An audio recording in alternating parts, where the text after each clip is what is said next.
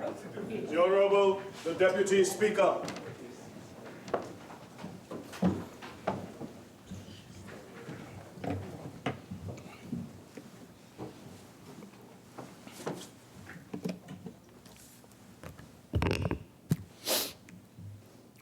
Almighty God, we give thanks to you, the Creator of the universe, and humbly beseech you to direct and prosper the deliberations of the members of this House here assembled for the advancement of your glory and the trust and welfare of the people of Trinidad and Tobago. Grant that peace and happiness, truth and justice may be established among us for all generations. Amen.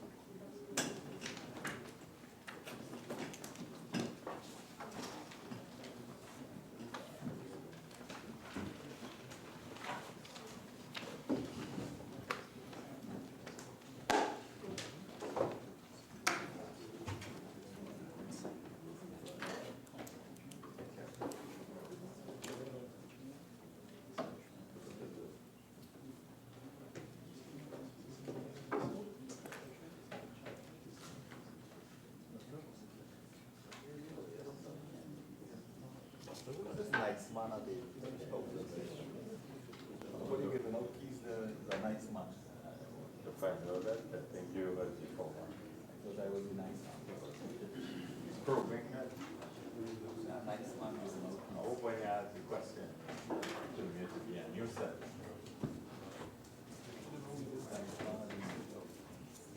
Since I read the folder.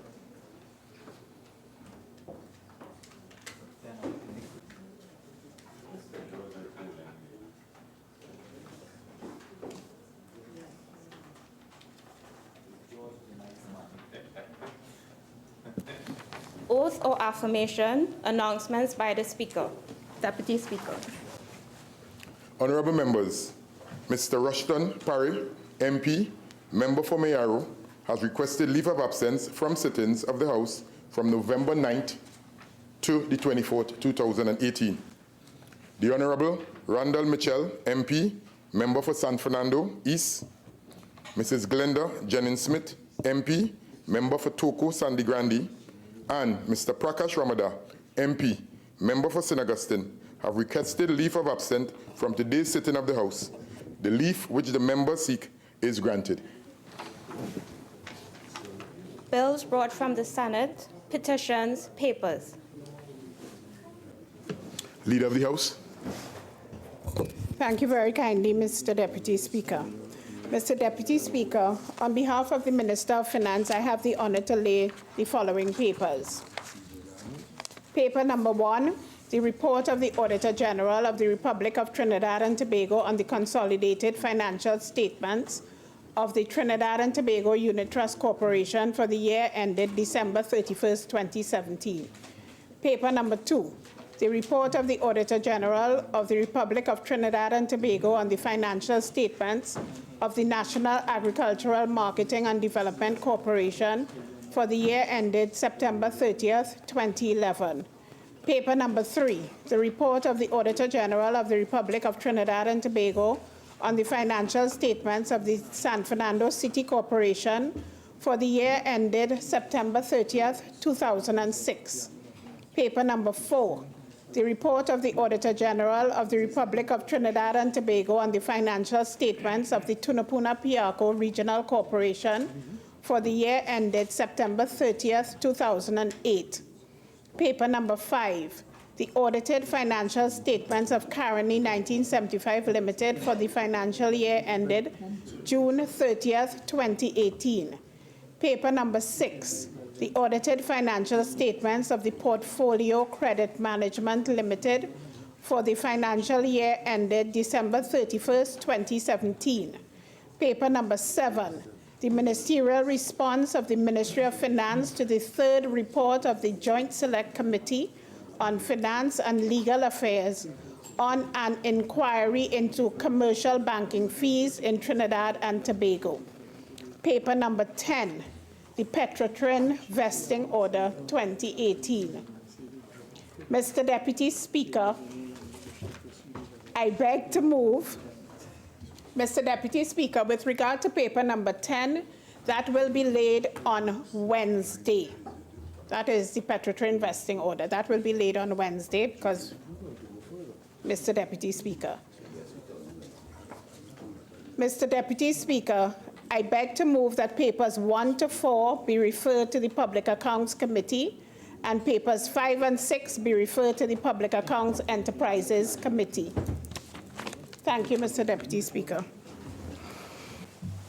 Honourable members, the question is that papers 1 to 4 be referred to the Public Accounts Committee and papers 5 and 6 be referred to the Public Accounts Enterprises Committee.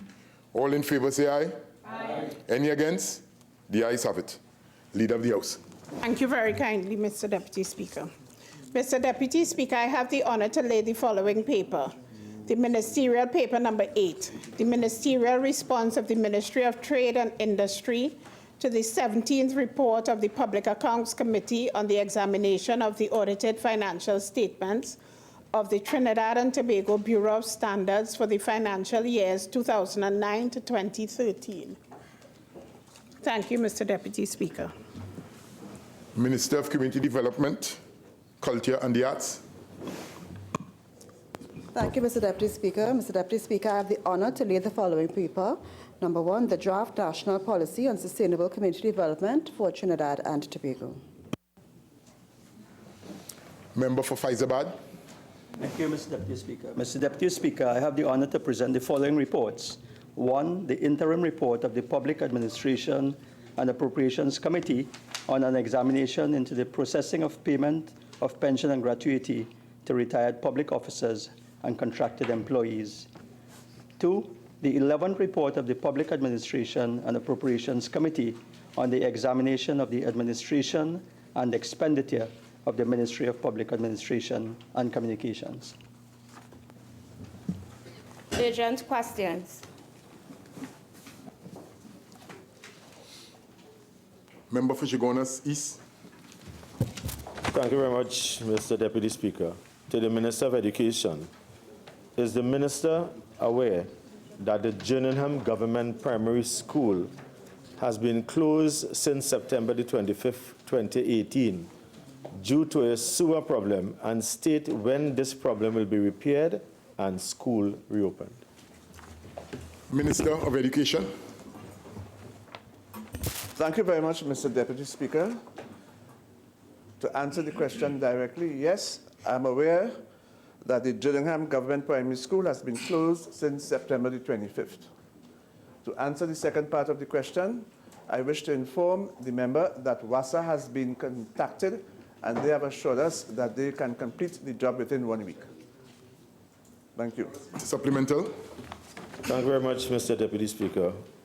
Will the Honourable Minister indicate how will the loss of teaching and learning time be made up for all students attending this school? Minister of Education. Mr. Deputy Speaker, on several occasions, I've had the opportunity to state that in consulting with our teachers, we have been assured that every bit of time that has been lost by our students will be made up. I have abiding confidence and faith in our teachers, and they have assured us that everything will be done to ensure that our students are not deprived of an education, which is their right. Thank you. Mental, Chaguanas East. Thank you very much, Mr. Deputy Speaker. Will the Honourable Minister be able to state if any classes are being held outside of the current school in any other location And which are these classes? Minister of Education. No, I'm not aware that classes are being held outside the current location at the moment.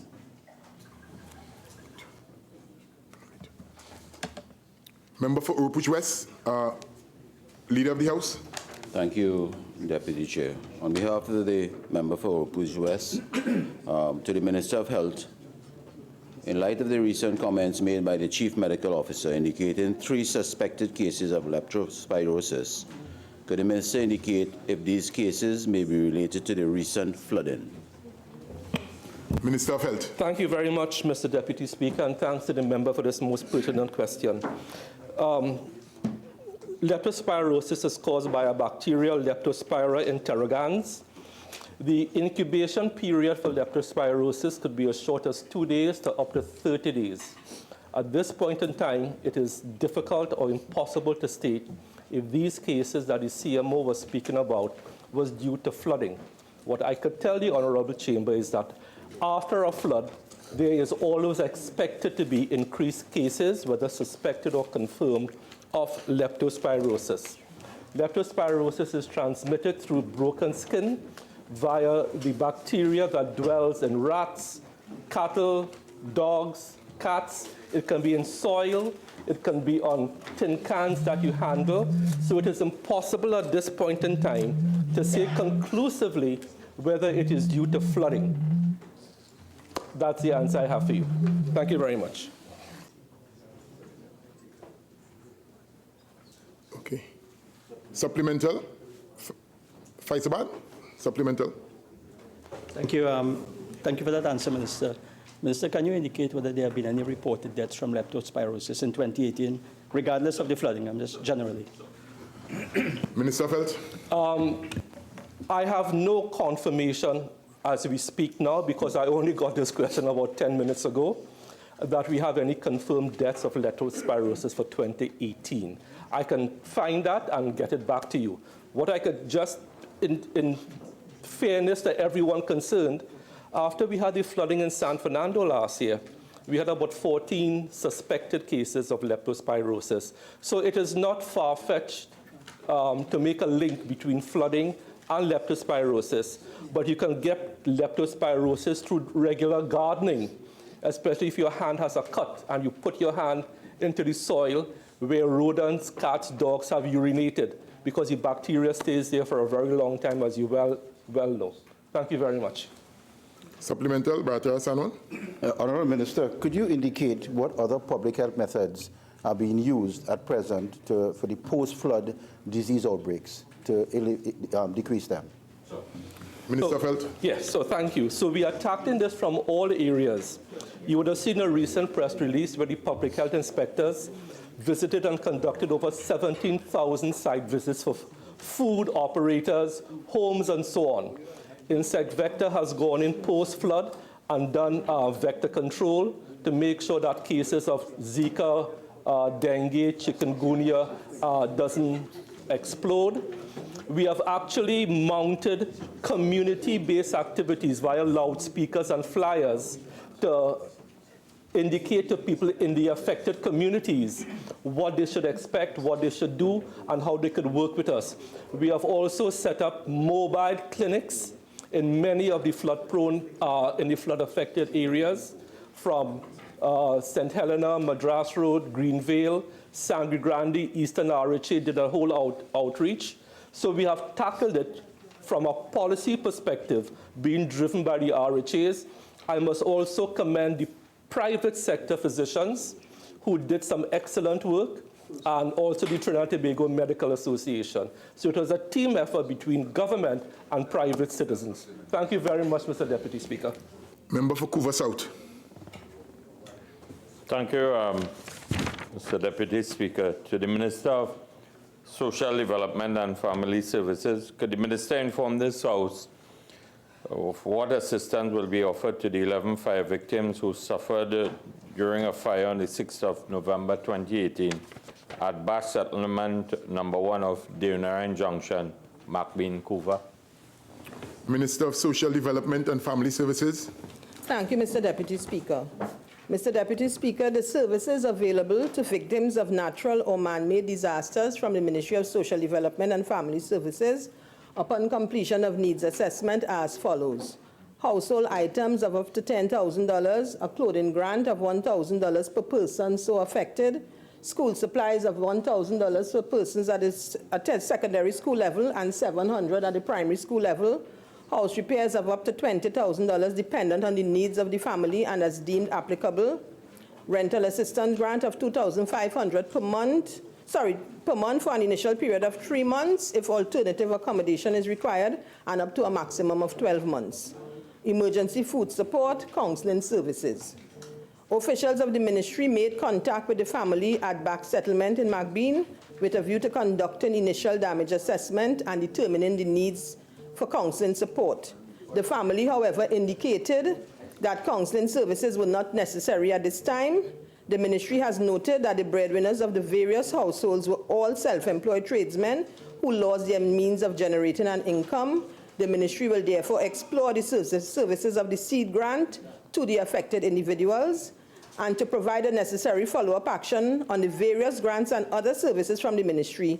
The details of the matters concerning the affected families have been referred to the Social Welfare Division and the National Social Development Program, respectively, to be processed in accordance with established procedures. Thank you, Mr. Deputy Speaker. Supplemental, member for Kumuto Manzelino. Thank you, Mr. Deputy Speaker. Honorable Minister, can you indicate whether persons will be denied assistance if they have already been allowed by their families to receive furniture? If they have received furniture in the interim, would they be denied a grant as a result? Those who have lost, that is, in the flood. Member, I will not entertain that question. Member for Couva South, question number 4. Thank you very much, Mr. Deputy Speaker. To the Minister of Works and Transport. Could the Minister inform this House when repairs will commence to the collapsed roadway on the Balmain Main Road between the Balmain Bridge and Camden Junction, which is utilized by thousands of commuters of Couva and stakeholders of the Port of Point Lisas and the Point Lisas Industrial Estate on a daily basis? Minister of Works and Transport. Thank you, Mr. Deputy Speaker. Mr. Deputy Speaker, contractor is expected to be on board for the temporary shoring up of the Couva Road by the end of November. Work is expected to be completed by the second week in December. Currently, the tendering for the geotech investigation on the landslip is underway. This will guide the designs for the permanent structure. The tender for the permanent work is expected to be commenced by April 2019. Thank you.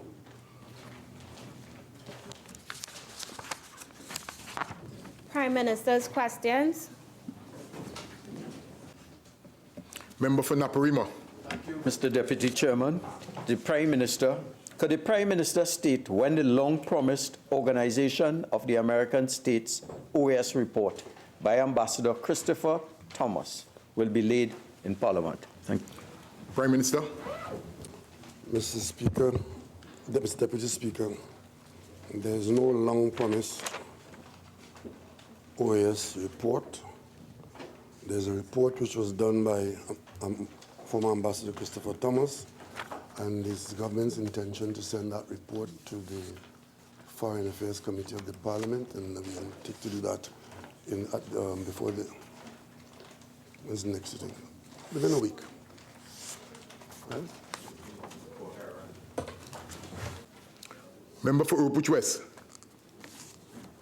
Leader of the House. Sorry. Sorry, my apologies. Chief Whip. My apologies. Thank you, Deputy Speaker. Question number 2 to the Honourable Prime Minister. Could the Prime Minister, on behalf of the member for Oropouche West, could the Prime Minister indicate if he has had any consultation with Venezuelan officials to treat with the influx of illegal immigrants to Trinidad and Tobago throughout our porous borders? Honourable Prime Minister. Thank you very much, Mr. Deputy Speaker. Mr. Deputy Speaker, the government of Trinidad and Tobago comprises ministers other than the Prime Minister. And on this particular matter, I have had no direct consultation with the officials in Venezuela, but I'm aware that the Ministry of National Security and the Ministry of Foreign Affairs are in constant communication with their counterparts and colleagues in Venezuela on this issue.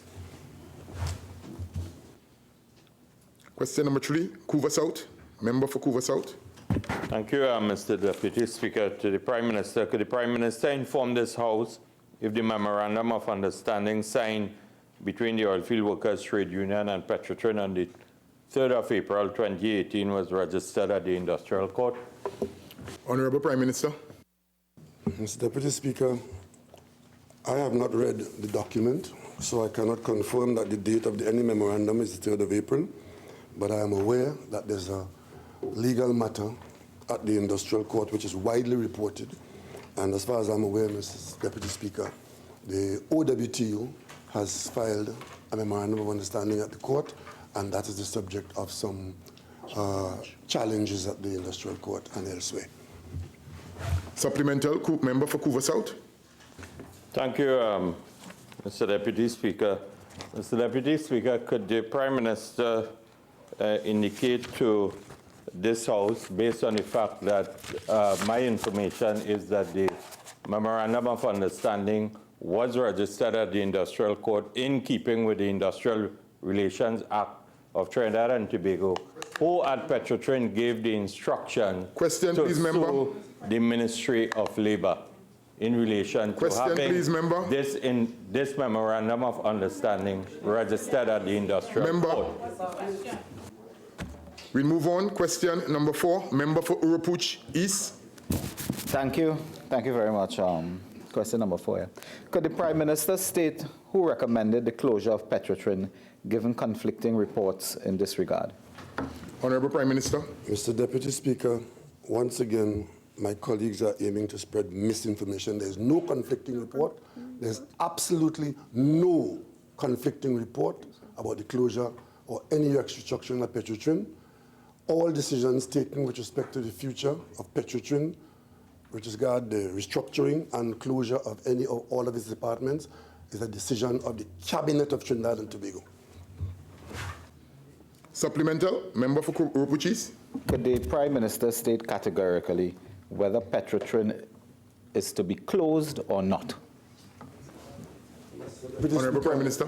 This matter was the subject of a press conference yesterday wherein the Minister of Communications of this government answered this question comprehensively. Yet my colleagues insist on misinforming the public. There is no close down of Petrotrin. There's a restructuring of Petrotrin where a number of business units are to be operationalized by a particular date already given, and it has been made clear over and over that Petrotrin remains in place, and all the legacy items of that company will remain in place, and a holding company has been formed, and a number of operational units as companies exist. And Mr. Deputy Speaker, I can say no more, and I can't say it any clearer. Supplemental, member for Urupuch East. Mr. Deputy Speaker, I can say more. Is the Prime Minister saying that all the departments are closed, all the workers have gone home, but Petrotrin itself is not closed? And this is the Parliament, not a press conference we're concerned with. I will move on. Member for Couva North, question number 5. Thank you, Mr. Deputy Speaker. Could the Prime Minister say when the construction of the new Tobago terminal will start? Honorable Prime Minister. Deputy Speaker, we're in a position now to report that a request for proposal went out for this particular project. The closing date for that request is on the 1st of February 2019, and the proposal for that project is for design, build, operate, lease, transfer, and we expect that if we get positive responses, that sometime in 2019, that this project will be commenced. Supplemental, member for Couva North. Thank you. Prime Minister, can you say what is the estimated cost of this project? Honorable Prime Minister. Mr. Deputy Speaker, as you will understand, that if we are going out for proposals and the closing date for the responses to come in had not yet arrived, that is quite premature to be talking to me about cost. Member for Tabakit. Thank you, Mr. Deputy Speaker. Honorable Prime Minister, could you indicate how many Coast Guard vessels are currently available for use by the Coast Guard? Honorable Prime Minister. Mr. Deputy Speaker, at the moment there are 16 vessels available for use by the Coast Guard, 8 interceptors and 8 patrol vessels. Tabakit or Naprima? Who will give way? Member for Tabakit. Mr. Prime Minister, how many of the 8 interceptors are actually functional, and how many of the 8 vessels are actually functional? Honorable Prime Minister. Mr. Deputy Speaker, I would presume that for any vessel to be available for operation, it has to be operational. Member for Naprima. Silence, please, members. Thank you, Mr. Deputy Speaker. In the light of the fact that we have a number of vessels available, could the Prime Minister explain why on every occasion that there are refugees coming into Trinidad and Tobago at the rate of 1,000 per week, we are not in a position to monitor that? Honorable Prime Minister. Mr. Deputy Speaker, I will not take any of the data put in this House by the member for Naprima. We know of no 1,000 per week refugees coming into this country. And of course, Mr. Deputy Speaker, it is impossible to have a Coast Guard vessel from bumper to bumper around Trinidad and Tobago. Supplemental Tabakit. Thank you. Mr. Prime Minister, how many interceptors are there totally, and how many of these interceptors are actually working? Honorable Prime Minister. Mr. Deputy Speaker, there are a number of interceptors, there are a number of vessels of all categories. There are 8 interceptors which are available for use, and there are 8 patrol vessels which are available for use. There are also a number of other items, larger and smaller, which are in various stages of disrepair, but they are not part of the operational units at this time. Member for Tabakit, question 7. Thank you, Mr. Deputy Speaker. Honorable Prime Minister, could you state the respective cost per litre of super gas and diesel recently imported by the new company for sale to the public since the closure of Petrotrin? Honorable Prime Minister. Mr. Deputy Speaker, if my colleague is referring to the cost at the pump, the prices remain the same. Member for Tabakit. Speaker, I have asked the question, the cost per litre of diesel and of super recently imported, so not at the pump, the cost that it cost the government of Trinidad and Tobago or Paria company to import this fuel. Honorable Prime Minister. In light of the fact that the question was not clear, Mr. Deputy Speaker, It's not clear. to the reader, Mr. Deputy Speaker, the question was not clear. If he's asking about the price paid to the seller, then that is a different story, and that could be subject of a later question, and we'll certainly answer you. Member for Urupuch East. Thank you very much. Question number 8, Mr. Deputy Speaker. Could the Prime Minister indicate the date at which the Housing Development Corporation informed the Environmental Management Authority that the former, the HDC, will not be pursuing the extension to the Greenvale estate, namely phases 4 and 5? Honorable Prime Minister. Mr. Deputy Speaker, as the government has said quite clearly before, there were 5 phases of anticipated development in this location, of which 3 had been completed. The Housing Ministry, through the HDC, had gone seeking approval for the other 2 phases. Even before the flooding of recent times, the Ministry of Works, Drainage Division, had denied that approval and given the indication that there would be no approval granted for development on phase 4 and 5, and as a result of which, there's a letter drafted at the HDC now for onward transmission to the EMA that it will not be pursuing its application there. Member for Pointe-a-Pierre. Thank you, Deputy Speaker. Question number 9 to the Honorable Prime Minister. Based on an article in the Trinidad Newsday on Wednesday, November 7, 2018, which stated that executive recruitment was being undertaken for the newly launched companies, could the Prime Minister state the names, qualifications, and remuneration packages of the persons hired as the chief executive officers for the Heritage Petroleum Company as well as the Paria Fuel Trading Company, respectively? Honorable Prime Minister. Mr. Deputy Speaker, as you're aware, Petrotrin, in its restructuring, has indicated that there will be an exploration and production company, and there'll be a company dealing with fuel trading and other business. So far, Petrotrin has used international recruitment processes to hire persons of one person of the highest caliber so far, because it's the intention of Petrotrin to use international benchmarking so that the oil company would be engaged in oil company production. To date, Petrotrin has hired a Mr. Mike Wiley to head the exploration and production of the new Petrotrin Heritage Company. That individual was hired in August of 2018 and is now actively engaged in the recruitment process. And yes, and we've had no one for Paria at this time, but the search has begun, and very soon we could report on that when it is done. With respect to the remuneration, Mr. Deputy Speaker, given the nature of the assignment and international benchmarking and the running of an oil company of this size that we intend to, I'm advised that Mr. Wiley's package involves is $425,000 US per year, plus housing, transportation, and health. Supplemental point of view. Thank you, Deputy Speaker. Thank you, Prime Minister. In your answer to the question, you alluded that Mr. Wiley, who is the Chief Executive Officer for Heritage Petroleum, has been started doing recruiting. Could you also state, along with Mr. Wiley, who else is recruiting individuals for the employees of Heritage Petroleum Company? I said part of the process. I didn't say that he was recruiting, which is quite different.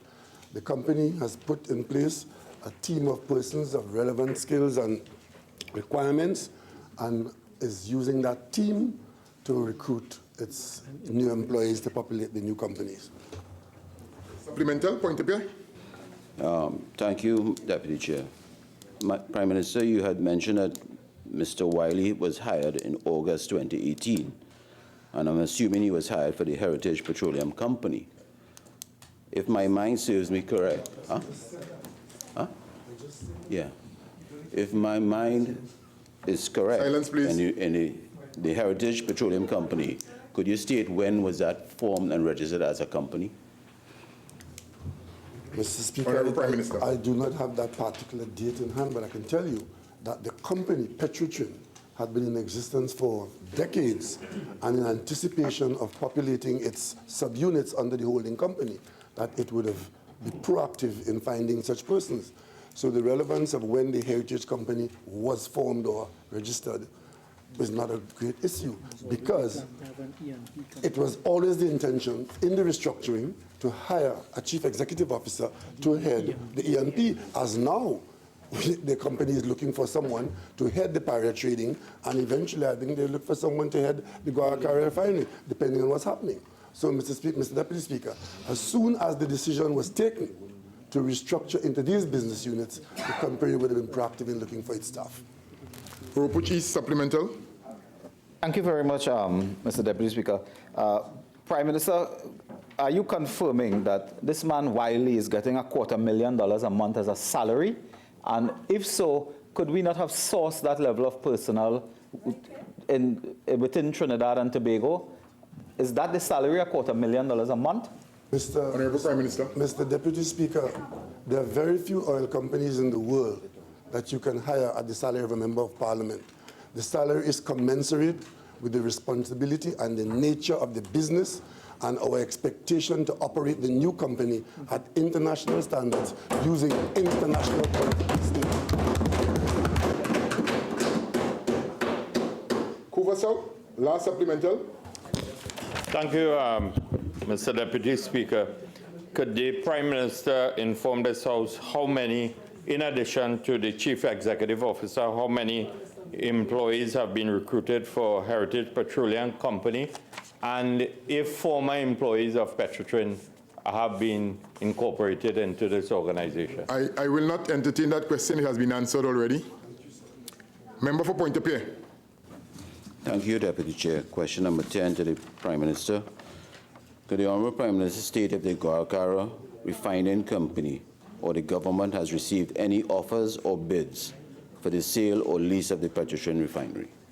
Honorable Prime Minister. Mr. Deputy Speaker, only yesterday, the government, by way of a press conference in front of the full media corps and in front of the full country, told the country that we are, through Petrotrin, through its subsidiary, in the process of inviting international interested persons or agencies to respond to an RFP which has not yet gone out, to the best of my knowledge.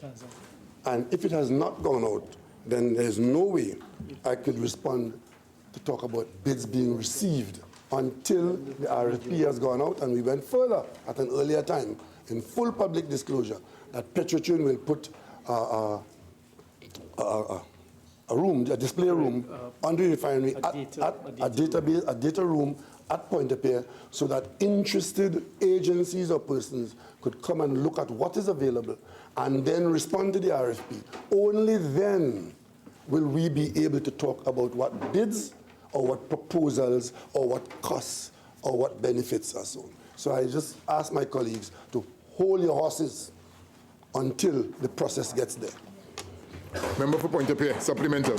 Thank you, Deputy Chair. Prime Minister, the offer that was made by the OWTU for the refinery of Petrotrin, how would you classify that offer or bid? Honorable Prime Minister. Mr. Deputy Speaker, I am aware that in the communication between the board and the OWTU, there was talk about offers being made. I'm not aware what the offers are. I am also aware that at the industrial court, the OWTU could not tell us who the support finance was. But what I do know, in my correspondence under my hand to the OWTU, I did indicate quite clearly in English that if the OWTU has a proposal to put, it will be treated in the context of what I've just described a while ago, of the company inviting and accepting. And of course, that such offers would be exposed to the same rigorous approach, and if it meets the business standards, it will be treated with the same dignity and respect. That has been put in writing to the OWTU, and that's where it's at, Mr. Speaker.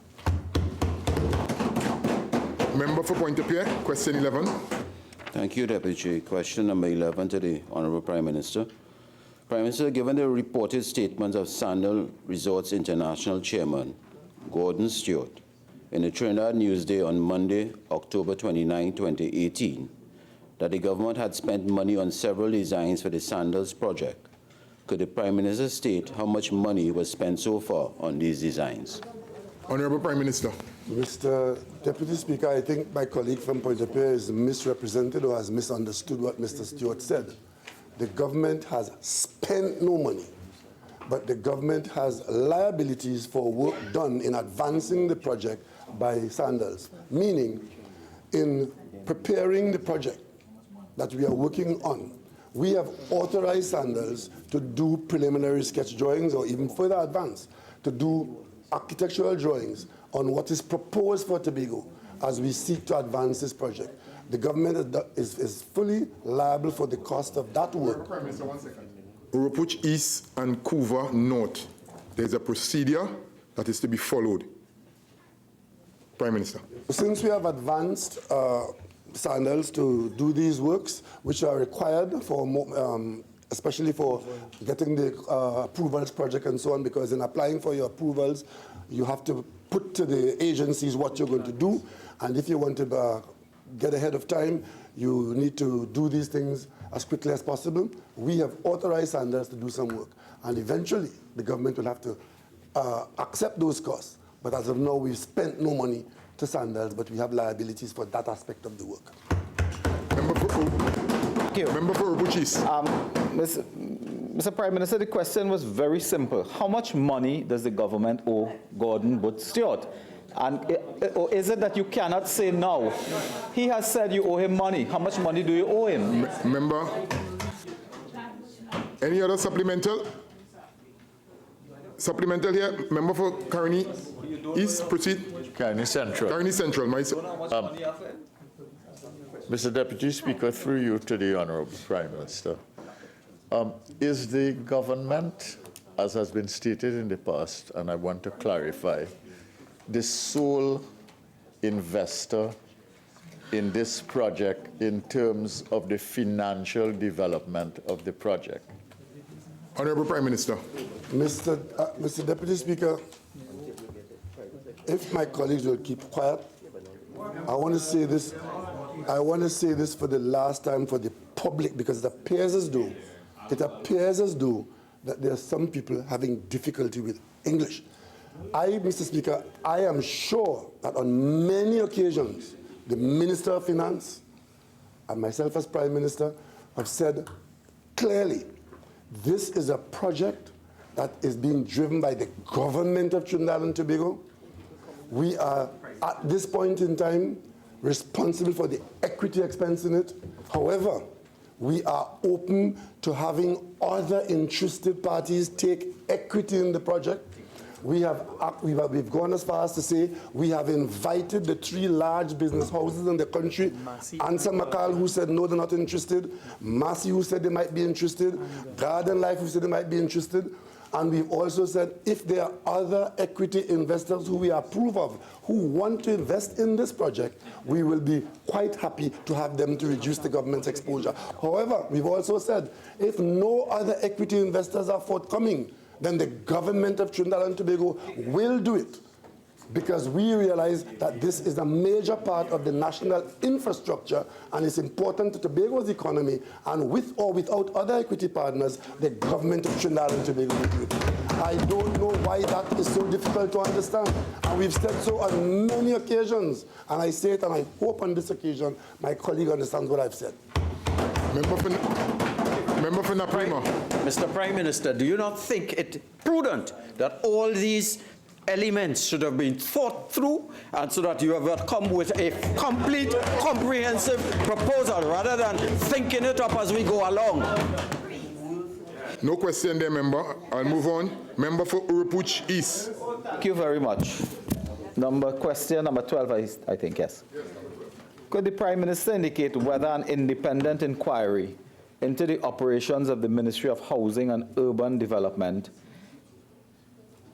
in light of the scandal reported in the press involving officers of the Ministry of Housing and Urban Development involved in alleged fraud in the distribution of housing units, whether the Prime Minister will call for an independent inquiry into this? Member, please read the questions as is. Mr. Deputy, with great respect to you, the question has been edited a bit. Member. Well, let me read the question as right. it is. There's a procedure. Let's follow the procedure, sure, colleagues. Okay, let me read the question as it is. The question as it is. Could the Prime Minister indicate whether an independent inquiry into the operations of the Ministry of Housing and Urban Development, in light of the scandal reported in the press involving officers of the Ministry of Housing and Urban Development, involved in alleged fraud in the distribution of housing units? Honourable Prime Minister.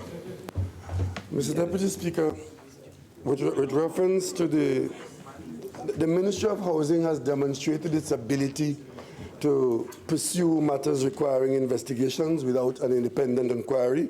And the best example of that, Mr. Deputy Speaker, is the Eden Gardens land purchase, which has been pursued without independent inquiry and is now the subject matter of the court.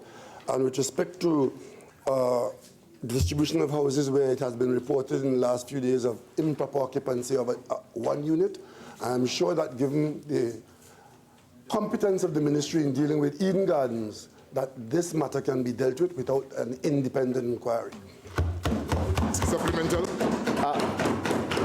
Would the Prime Minister agree that since in this particular matter, reference has been made to a Deputy Permanent Secretary, a Permanent Secretary, and a former Minister of Housing, that this requires a neutral and independent inquiry rather than an internal investigation? Honourable Prime Minister. Mr. Deputy Speaker, I'm not aware of the details of a Permanent Secretary. All I've seen on this is what's in the media, and of course an indication from that. If, Mr. Deputy Speaker, if it turns out that the ministry can report that there are situations involving public servants, as my colleague has determined, I would see no problem with the appropriate investigations being taken. But I'm not aware of what he's just said.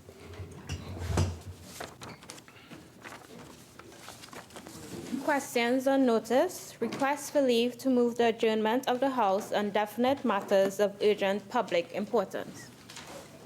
Member for Naparima. Thank you, Mr. Deputy Speaker. In accordance with Standing Order 17.1, I hereby seek leave to move the adjournment of the House for the purpose of discussing a definite matter of urgent public importance, namely the relatively open borders throughout Trinidad and Tobago, especially along the southwest peninsula, which allows for the unregulated weekly inflows of asylum seekers, together with possible accompanying arms, ammunition, livestock, and drugs. The matter is definite because it pertains specifically to Trinidad and Tobago's close proximity to Venezuela and the fact that because of internal problems, millions are fleeing to neighboring countries. The matter is urgent because it relates to the failure of the government to regulate the flow of persons into our country, since the protection of our borders is a key responsibility of our government, and the evidence points clearly to their failure.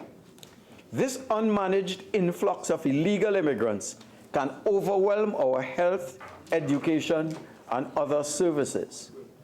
The matter is of public importance because there are innumerable problems that can result from this unregulated inflow that can lead to demographic changes for which our country is ill-prepared.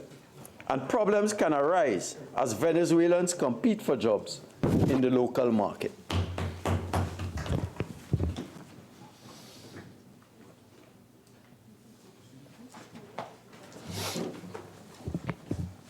Honorable members, I am not satisfied that this matter qualifies under this standing order. I advise that the member pursue this matter under Standing Order 16.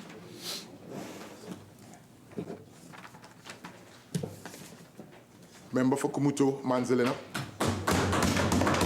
Thank you. Honorable Deputy Speaker, I hereby seek leave to move the adjournment of the House today under Standing Order 17 for the purpose of discussing a definite matter of urgent public importance, viz. The wanton increase in violence against our mothers and daughters that has resulted in an unprecedented level of fear in our nation for our safety and security.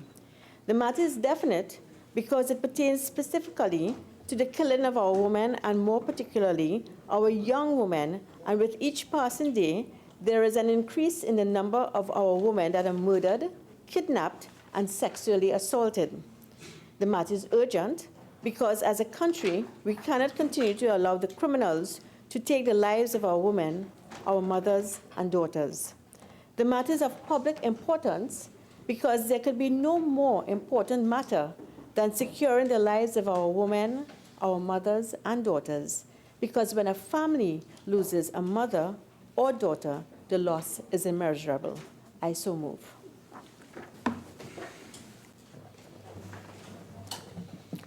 Honorable members, I am not satisfied that this matter qualifies under this standing order.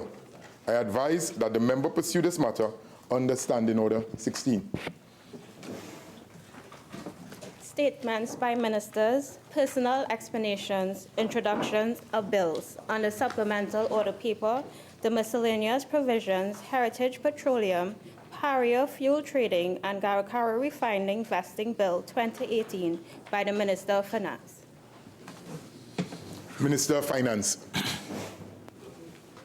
Mr. Deputy Speaker, I beg to move that the next stage of the miscellaneous provisions, Heritage Petroleum, Paria Fuel Trading, and Guaracara Refining Vesting Bill 2018 be taken on Wednesday, November the 14th at 2018. Sorry, 2018.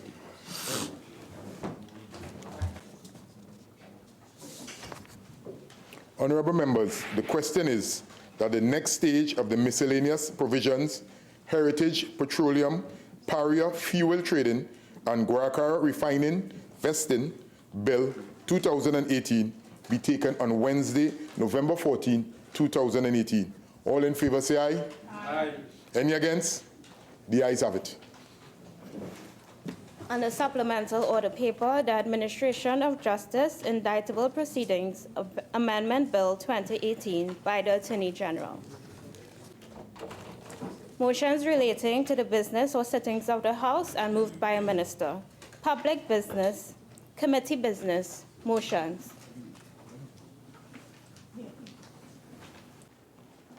I recognize the member for Laventille West.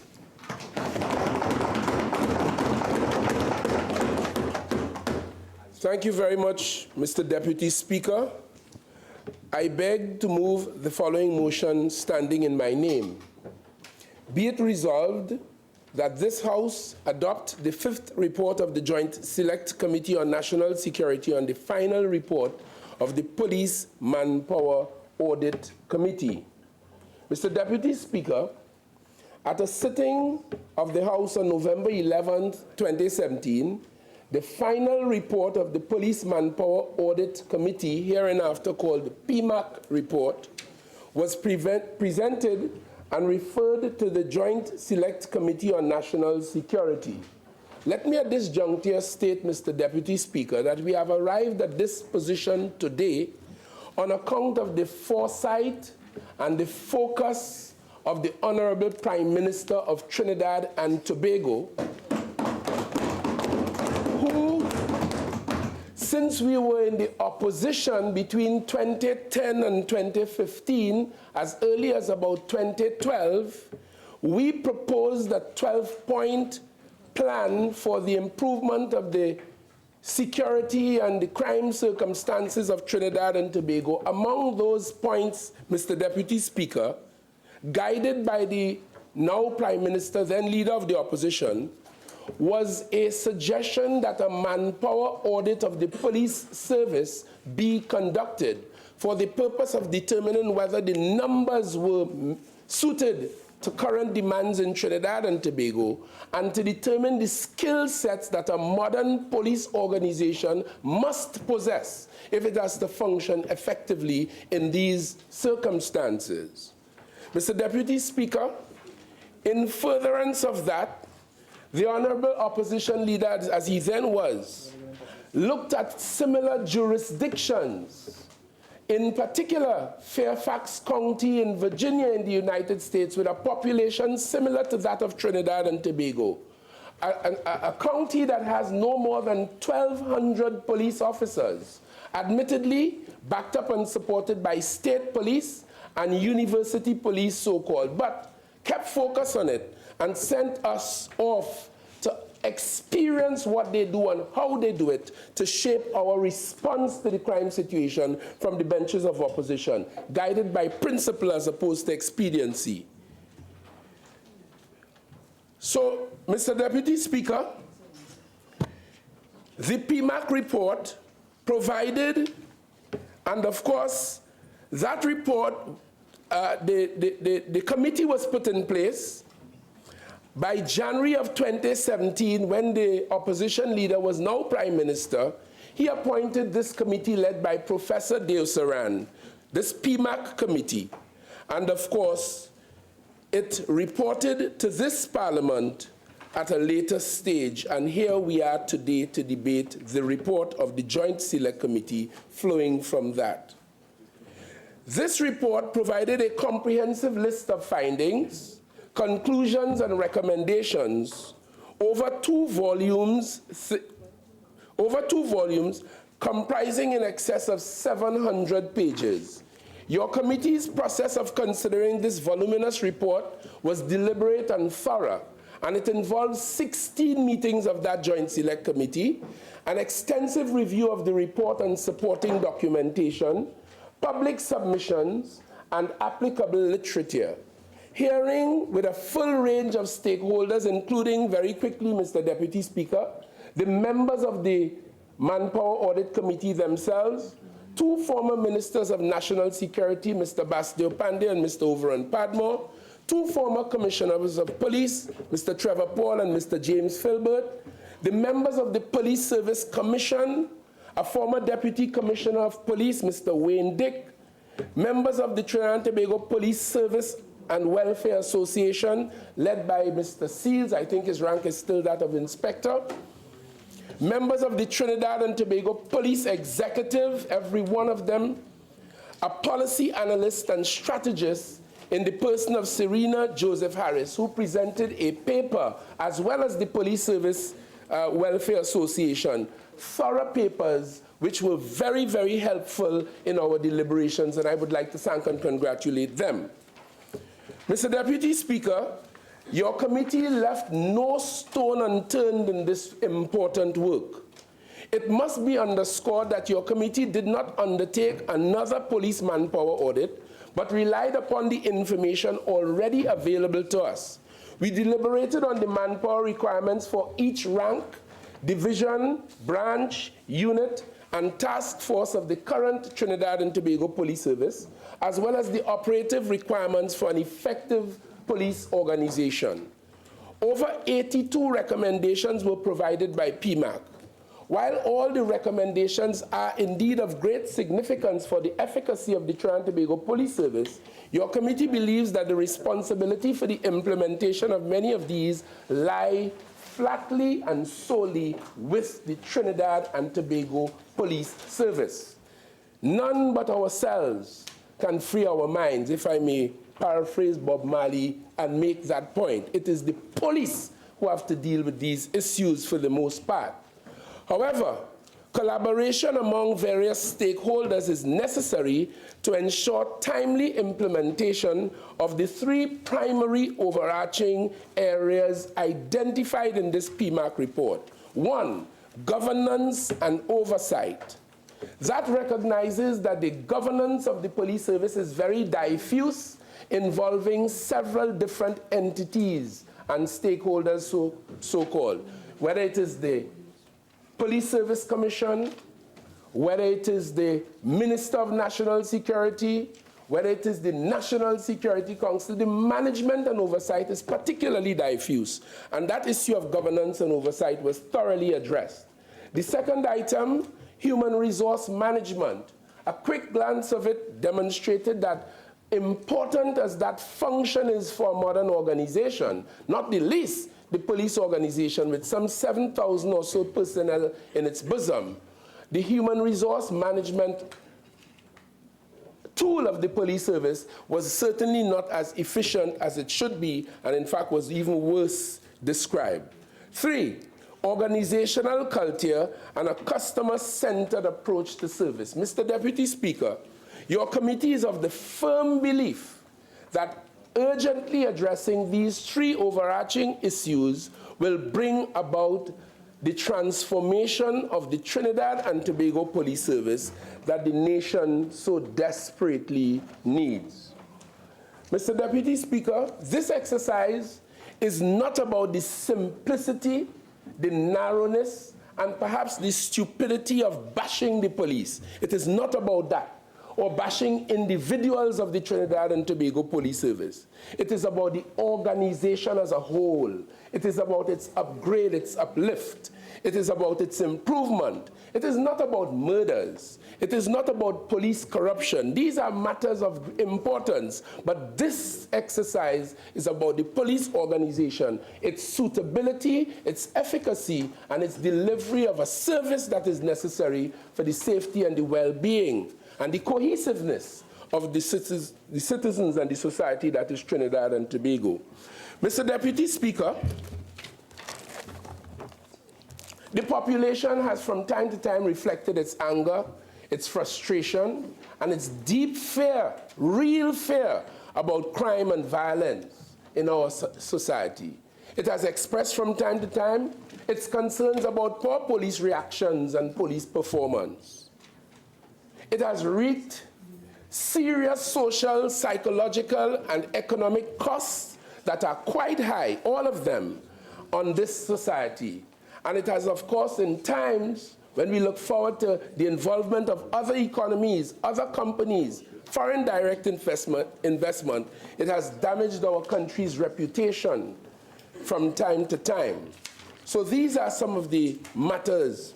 The TTPS, the report found, is in a very troubled and, to quote the report, wounded state. Troubled mainly because of the complex network of problems facing it and wounded due to its continued inability to react and recover from that. This phenomenon was highlighted by the data reviewed by the Audit Committee. One such avenue of data, the committee's police survey involving 500 active and serving police officers of all ranks, randomly selected across those stratified ranks, suggests the need for attention. For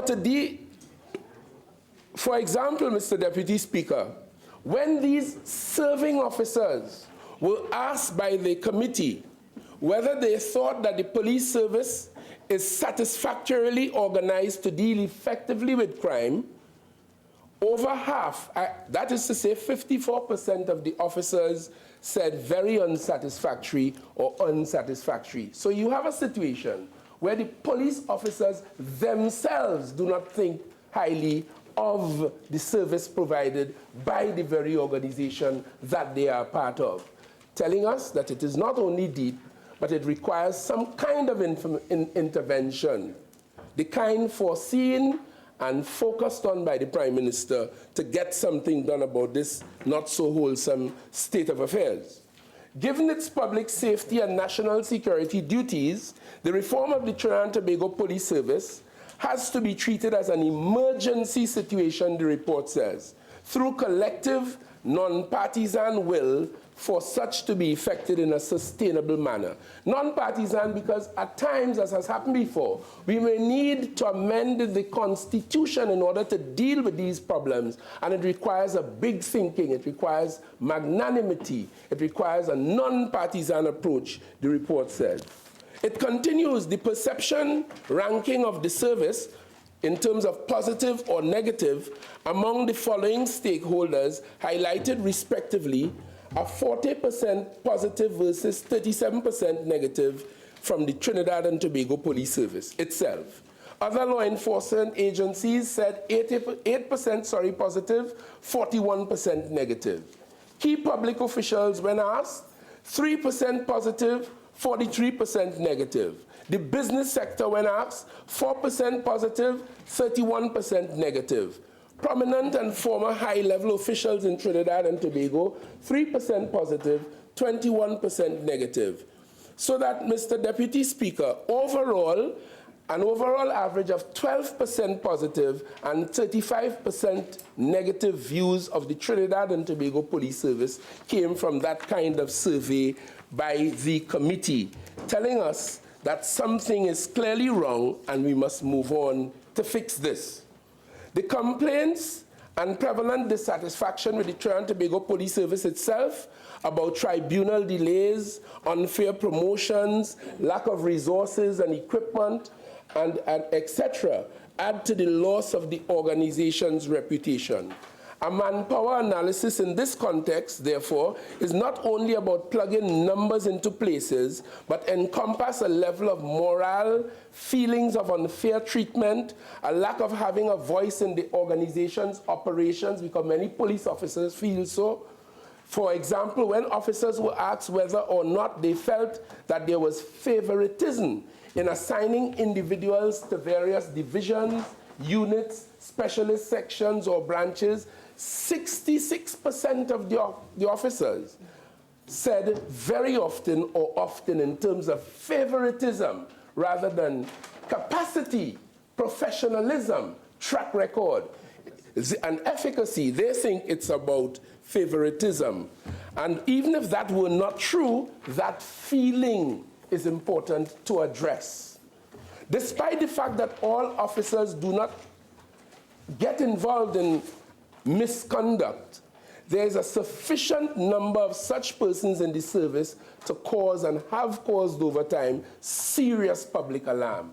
Personally, I have been, as a former police officer, a former police instructor myself, there are many occasions when I myself was severely alarmed when I saw the behavior of some of the officers causing harm and, if I may say, ill reputation to those who are not of that ilk and who have dedicated 39 years, 40 years to this very important public service at little pay.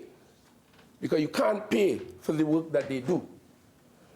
Mr. Deputy Speaker, while there was a strong view from all stakeholders that the estimated 6,008 actual strength of the sanctioned strength, which is supposed to be 7,500 of the TTPS, is enough, police misconduct and corruption seriously weaken and subvert this strength. As I indicated earlier, a county in the United States with about 1.4 million people is policed, and I dare say, when I saw with my own eyes, because I did 3 days of work on the streets and patrols with them as a visitor, back in 2012, I think it was when the opposition leader arranged this, they policed that county very, very effectively because of the attitude and the training of these men and women of that unit. And our officers have demonstrated they have this capacity. They are no less than the trees and the stars, but we have some work to do to strengthen that institution. As a parliament, as a government, and as a society. Ironically, in the committee's police survey, over 40% of all the ranks and ages of officers stated that corruption in the police service exists either very much or much, with a higher proportion of the young officers feeling this way. In fact, over 48% of the officers with less than 10% service felt that corruption in the service exists very much and much. So, Mr. Deputy Speaker, we know human beings are what they are. I saw some time ago the United States sent 3 DEA, drug enforcement officers, to work in South America to help deal with international drug trafficking and gun running. And these 3 officers eventually ended up being charged for drug dealing themselves. So it is not just Trinidad and Tobago, it is the human being and it is the way it goes. And this is why modern police organizations require modern techniques. There are methods that can test integrity on a daily basis, regularly, and I'm happy to say we are following the recommendations of this, but this government will take action to ensure that the police service is fitted out with the most modern technologies and the legislation to support it for testing the integrity of officers along the way, not just upon recruitment, as might now be the case. It could be done randomly and mandatorily. Mr. Deputy Speaker, given that their protection and safety largely rest in the hands of a police officer, the public naturally has very high expectations of a police officer's conduct, more than most occupations. Therefore, offenses and public misconduct by officers has serious consequences in the public mind, and the public feels that handling those matters must be swift and decisive. The Commissioner of Police, as we know, since 2007, he now has the power to hire officers and to fire officers. And I am sure that he would use the powers that he has fairly, in accordance with the law, and effectively in order to ensure that the police service wins back the high reputation that it deserves to hold in Trinidad and Tobago. Mr. Deputy Speaker, on the question of governance and oversight, there is a strong belief that effective accountability and oversight should involve a system of internal and external checks and balances aimed at ensuring that police officers perform functions expected of them to a high standard and be held responsible if they fail to do so. Without doubt, implementation of an efficient accountability system will prevent the misuse of police officers' powers, prevent political and other external sources of influence from exercising control over the TTPS, and ultimately enhance public confidence in it. 2 critical activities have been identified by the committee under the umbrella of governance and oversight. 1, reform of the Police Service Commission. 2, the establishment of a police inspectorate. In respect of the former, Mr. Deputy Speaker, the Police Service Commission Looking at the Police Service Commission, your committee recommends the reformation of the commission into an enhanced oversight and managerial authority, supported by a police inspectorate. This proposal will require amendments, as I alluded to earlier, to the Constitution and the Police Service Act. The range of duties of the proposed reformed commission will include setting standards of service and competencies for officers of the Commissioner of Police, Deputy Commissioner of Police, and that of Assistant Commissioner of Police. It will involve as well the recruitment, monitoring, evaluation, appointment, promotion, and discipline from the rank of Commissioner of Police to that of Assistant Commissioner of Police. Regularly assess whether the Commissioner of Police is administering police services in a timely, appropriate, and sustainable manner. Monitor performance standards of the officers from Commissioner to Assistant Police Commissioner. The other ranks will be monitored by the Commissioner himself and his delegated arrangements. Investigate reports of failing standards, police abuse, poor work patterns, lack of community connectivity and confidence, and provide feedback to the Commissioner of Police. I have seen the police now reaching out to the public with their town meetings, a very good way to go, very important, because modern police organizations in modern societies recognize clearly the need for community connectivity. Police cannot function effectively without it. After all, it's the very communities that they are expected to police. The functions will include as well to investigate all complaints about officers within the ranks of Assistant Commissioner of Police and above, and to act as an appellate body for matters involving officers below the rank of Assistant Commissioner of Police, which now exists, except that it is below the rank of deputy, yes. Audit the procedures followed for recruitment to ensure that there is full compliance with approved policy, and to sensitize the service to community concerns about police conduct or policies, and generally to ensure the establishment of a comprehensive code of ethics for the Trinidad and Tobago Police Service in accordance with international global standards. These are some of the responsibilities of the newly rearranged, reconstituted, redirected Police Service Commission. The committee is also of the firm view that there should be improved procedures to ensure transparency and a broadening of the recruitment process applied by the reformed commission, inclusive of greater public participation in accordance with international best practice. In respect of the establishment of a police inspectorate, Mr. Deputy Speaker, your committee recommends the establishment of a police inspectorate to assist the reformed Police Service Commission. This inspectorate will function as an oversight body external to the TTPS. The Police Inspectorate will be responsible for inspections and evaluations of police performance at stations and within specialist units, investigations of alleged police inefficiencies or police service delivery against determined policing standards, measured against these standards throughout the Trinidad and Tobago Police Service. And police inefficiencies are very important. There's a lot that the police organization and its personnel would do that may not reach the level of corruption or serious crime or even crime, but there's a lot that policemen and women do short of crime, short of corruption, that has a serious adverse effect. Sloth, laziness, not taking a report, hiding when a crime is being in their view, and that kind of thing. These matters must also be addressed if we have to achieve the level of efficiency that we must in order to serve the public as it should. It involves as well providing feedback through reports, presumably annually reports, which will be made available to the reformed Police Service Commission, the Commissioner of Police, the Minister of National Security, and the relevant communities.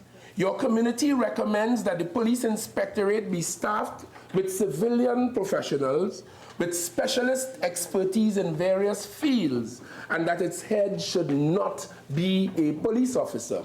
A retired police officer, yes, perhaps, but not a police officer. And even if the person is retired, they should be at least 5-7 years removed from service in the police organization. And these measures, the reviewed, a reformed Police Service Commission and Police Inspectorate had and continue to have the full support of the Police Commissioner, as he then was, Mr. Williams, and his executive, and of course the Trinidad and Tobago Police Service Welfare Association. So even the police themselves accept the need for a reformed Police Service Commission and an independent and external police inspectorate to monitor the standards that are set for the efficient operation of the police service, and the police inspectorate must be autonomous in its operation. So, Mr. Deputy Speaker, that is as far as my time permits me to say on the question of governance. On the question of human resource management, your committee is concerned that the human resource management within the Trinidad and Tobago Police Service was significantly broken. The committee, the Deosaran Committee, reported that when it attempted to get basic records, for example, to say, sadly, how many men and women were actively on duty on any particular day and where they were, the Police Service Human Resource Department was unable to provide that and many other kinds of information that a proper human resource management operation should be able to provide, so that the Commissioner or the Minister of National Security or the Chairman of the National Security Council or indeed the public could know how many officers are in the theater of conflict on a daily basis dealing with their business and protecting them from the criminals, white collar too, in the Trinidad in this society. So that the view from the committee is that as a matter of urgency, a TTPS-wide competency-based human resource management framework needs to be developed. Issues like appraisals, staff appraisals. The Deosaran Committee found some appraisals were outstanding for as much as 15 and 18 months. And when the issue of promotions come up, all kinds of inefficiencies and madness take place because of failure to carry out basic human resource management techniques for an important organization like our Trinidad and Tobago Police Service. In the interest of time, I will limit my contribution to 2 areas of focus in respect of this. It has to do with recruitment and selection. Based on the evidence, Mr. Deputy Speaker, your committee concluded that the established recruitment and selection process for the Trinidad and Tobago Police Service is not providing the service with officers who possess the intellectual, interpersonal, motivational capabilities and capacities to perform successfully at the 1st and 2nd division levels of the police service.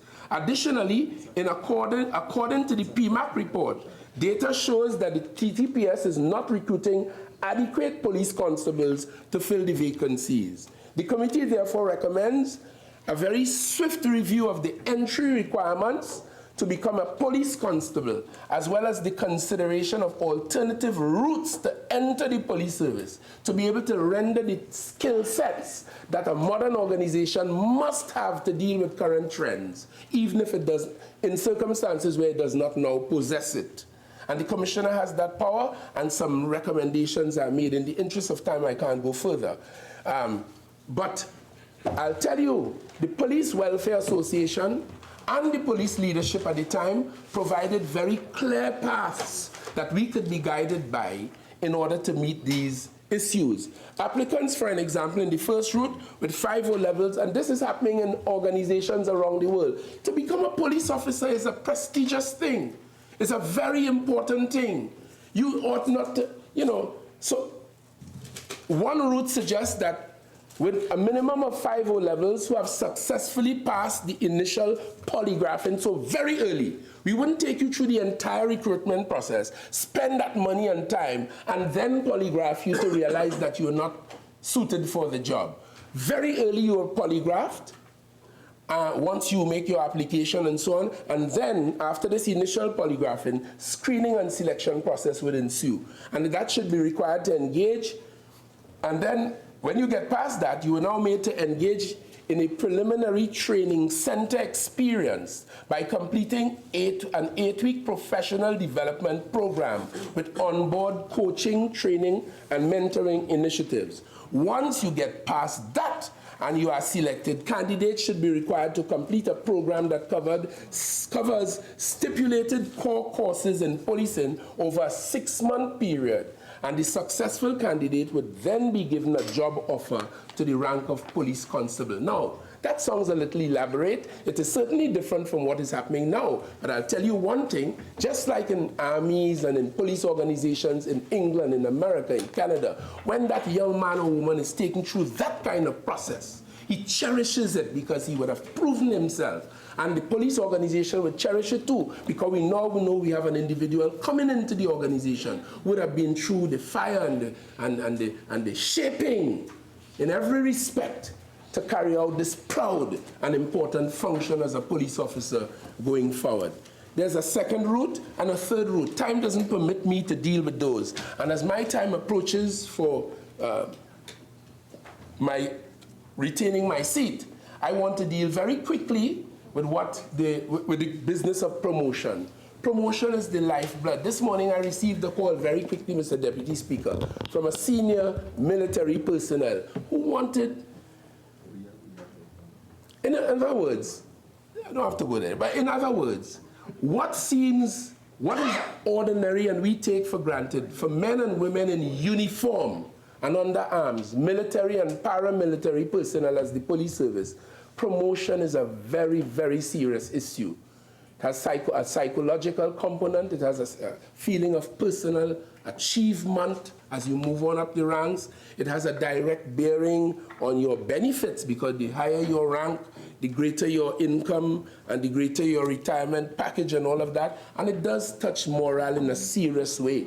So when the promotion system is not working as effectively as it should, then it has a serious deleterious effect on policing in ways that civilians and observers may not easily understand. The history has shown that promotions in the police service was traditionally based on seniority, but the transformation of the police service into a modern entity is in keeping with internationally accepted standards. We are looking for a system that is based on meritocracy, or at any rate a combination of meritocracy and with a consideration for seniority and experience where applicable. That is not to be carted aside. And therefore those are the kinds of principles that should surround the new and reformed promotion system. The laws governing promotion today are the Police Service Act, number 7 of 2006, police service regulations, and there are some areas of concern. Succession planning is an issue, attrition, human resource shortage, manpower shortage, human resource allocation, length of time to complete interviews, standardization of promotion policy, and very importantly, legal challenges, judicial review. It has happened from time to time where an aggrieved officer or 2 or 3 would go to court and seek judicial review in respect of the promotion system for one reason or another. And that stops the entire system, choking the system. And we have to find a way in this exercise through that so that it will not continue to be that way. Critical issues. In excess of 80% of the ranks from corporal to commissioner are acting ranks for those reasons and more. Promotion interviews and assessments have not been conducted for a long time, although to the credit of the new commissioner, within 2 or 3 weeks of his assuming office as a civilian, I observed that a promotion exercise took place, and I thought that brought great joy and relief to the officers who benefited, and all officers benefit, because as some move up, it allows others to move up in the system. Lengthy delays of having examinations, a lack of transparency in tabulating and releasing marks, confusion as to how marks are allocated. All of those things, Mr. Deputy Speaker, does not lend itself to proper policing.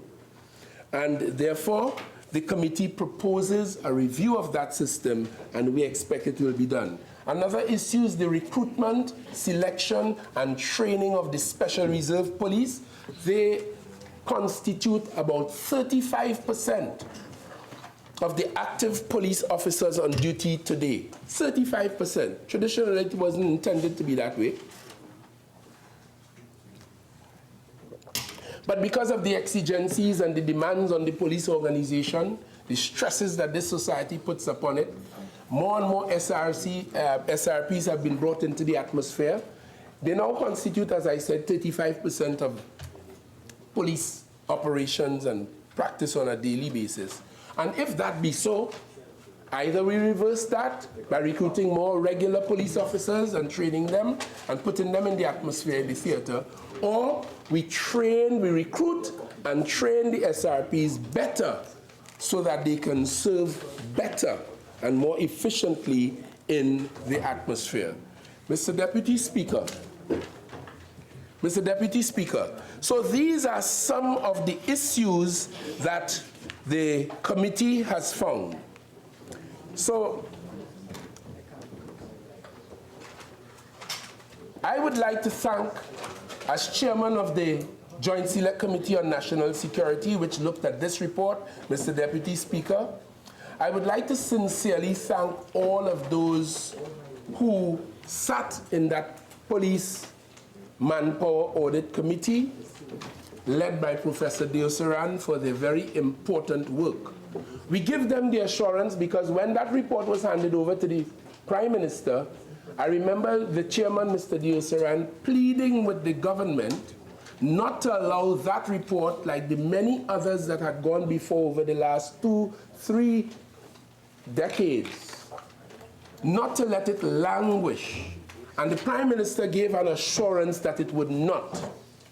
At that point, he sent it straight to the Joint Select Committee, which I chaired, and the Joint Select Committee conducted its work as I described earlier, and we took the decision that very early in this session, we would debate that report, and we are here today.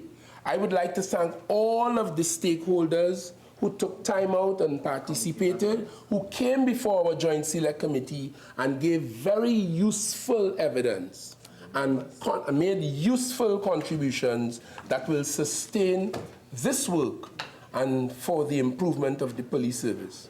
I would like as well, and it would be remiss of me if I did not sincerely thank the Secretariat staff of our committee for their tireless support in the work of the committee, led by, of course, the very restrained and quiet Clerk of the House, Madam Jackie Sampson Miguel.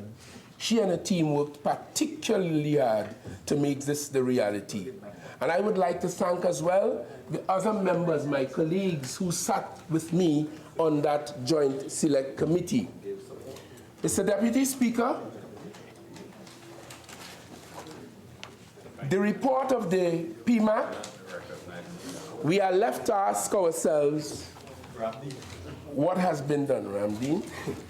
Mr. Speaker, the challenge now facing the executive of the police service, the government, is not a question as to whether the TTPS needs reform, but how to execute the necessary transformation of the service, inclusive of the governance and oversight mechanisms proposed in the report, in such a manner so as to ensure improved level of service by the TTPS that can be sustained over the long term. This report cannot be allowed to fall by the way of earlier reports, so as soon as we get past this, the government will, I am sure, mobilize as we have promised and take action to ensure that the implementation of the recommendations of this committee be immediately approached and not have it gather dust. Your committee therefore recommends the prompt commencement of a Trinidad and Tobago Police Service institutional strengthening project, falling administratively, this is the recommendation of the Joint Select Committee, falling administratively under the Office of the Prime Minister and managed by the Secretariat of the Security Council. This is really for the to ensure that it gets top-level attention top-level priority from the highest office holder in the government. And that is to underscore the importance of this urgent and necessary work. This administration's approach will signal the importance, as I said, and the seriousness of that work, and will retain the focus that is necessary. Mr. Deputy Speaker, it is your committee's hope that if these recommendations are assiduously implemented, our police service, and I stress our police service, because they are us, they are of us, they serve us, we support them, they are our sisters, brothers, mothers, fathers, they are us. And we, understanding that once these recommendations are assiduously implemented, our police service will finally experience the transformation that is necessary to ensure that the dedicated men and women of the Trinidad and Tobago Police Service are sufficiently supported to achieve their mandate to protect and serve diligently the people of Trinidad and Tobago. Mr. Deputy Speaker, I beg to move.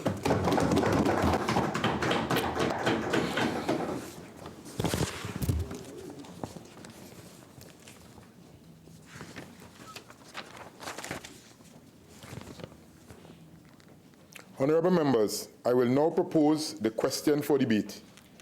Be it resolved that this House adopt the 5th report of the Joint Select Committee on National Security and the final report of the Police Manpower Audit Committee. I recognize the member for Naparima. Thank you very much, Mr. Deputy Speaker. And it is a pleasure that I join this debate that ultimately will redound to the benefit of the Trinidad and Tobago Police Service and the people of our country. But Mr. Deputy Speaker, after listening to the member for Laventille West, I now understand why we are in the problems as a country as we are today. You see, what we had today was an elaboration of a report about a report. Essentially, it was about talk and not about action. And Mr. Deputy Speaker, we have been through this before. Our problem is not about reports and adopted reports. Our problem is about acting and implementing the report prescriptions that we have. It is not, we have passed the stage, Mr. Deputy Speaker, of ideas, prescriptions, esoteric, oft-repeated statements of good intent, and commendable. These are commendable, but unproductive. We have to perform and we have to deliver, and the quicker the government and those on the opposite side understand that, the better for this country. Mr. Deputy Speaker, you would understand that I would not be enamored with hearing about another report about a report. I have 60 years ago, we had the Lee Committee report in years ago, the Lee Committee report. I recall singing, your relative, Sparrow singing, they're planning to lock up Lee for raising the police salary. And there are problems associated that the Lee report attempted to identify and change. We have had the Derby report in 1964. The problem is not about reports. The problem is about implementing the reports. Today, we should have come here with the legislative agenda based on the report, not to discuss the report and hope that something would happen. We have had the Senior Planning Group report in 2006. We have had the famous Metrovsky report in 2006. The National Security Sector in Review of Trinidad and Tobago in 2009, yet another report. We have had the SORT Implementation Team Final Report in 2011. It is not about reports. It is about acting on the reports. We have had the multi-sector review team on the Police Service Commission in 2013. And we had the Manpower Audit Committee report. And today, we are discussing the report of the Joint Select Committee on the report of the Police Management Audit Committee. But that is not all. We have had the Ramdani report. We have had the Bruce report. And let's show the problem with implementation in Trinidad and Tobago. The O'Dowd report in 1991 observed, and I quote, "Having reflected on our findings, it is very clear to us that the police have for many years suffered from neglect as the result of underfunding, policy priorities of successive governments, and through a lack of good management and skills training at all levels within the service." That was the O'Dowd report, 1991. Where are we today? And clearly, the problem in Trinidad and Tobago, which the government does not understand, is that it is not about reports and not about high-sounding phrases. It is about implementation. And we remind them that performance beats old talk any day. So, Mr. Deputy Speaker, crime is the most serious issue facing our country today. When you look at the murder numbers, the newspaper reports, if you talk to anyone in our society, you realize we are living in fear. People are looking to government for answers, not lengthy statements of what we intend to do. We have passed that stage. So, Mr. Deputy Speaker, I want us to be very clear about what we are doing here today. While our citizens are being slaughtered en masse, we are asked to come here as servants of the people to use precious parliamentary time to discuss a report of a report. Who will be safe after we complete this exercise today? Who will be?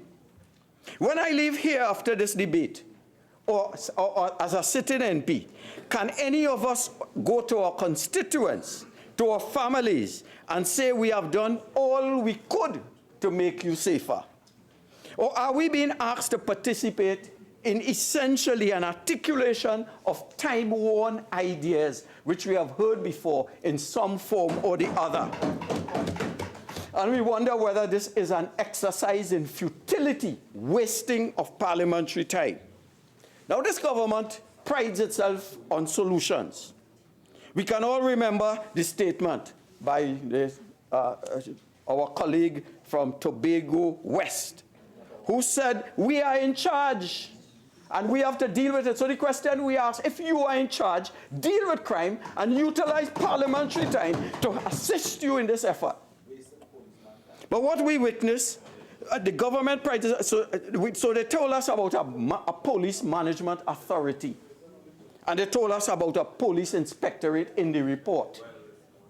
But we have witnessed, as they cross into the last couple of years of their existence, that they are clueless and they are an incompetent bunch of talkers. And I'll tell you why. As far back as Friday, the 13th of July, 2001, and that is from the Hansard, page 60, there was the Prime Minister then, Mr. Basdio Pandey, he spoke about, and quote, and there was agreement across the floor, to replace the Police Service Commission by the Oversight Committee called the Police Management Authority. So 2001, we heard about a Police Management Authority. And here we are in 2018 talking about a Police Management Authority. So they come here and talk. They talk about the report. They talk about the UNC.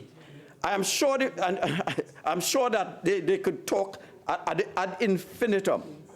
But they will never talk about what they have actually done. Why is it, Madam Speaker? Because on Silence, please.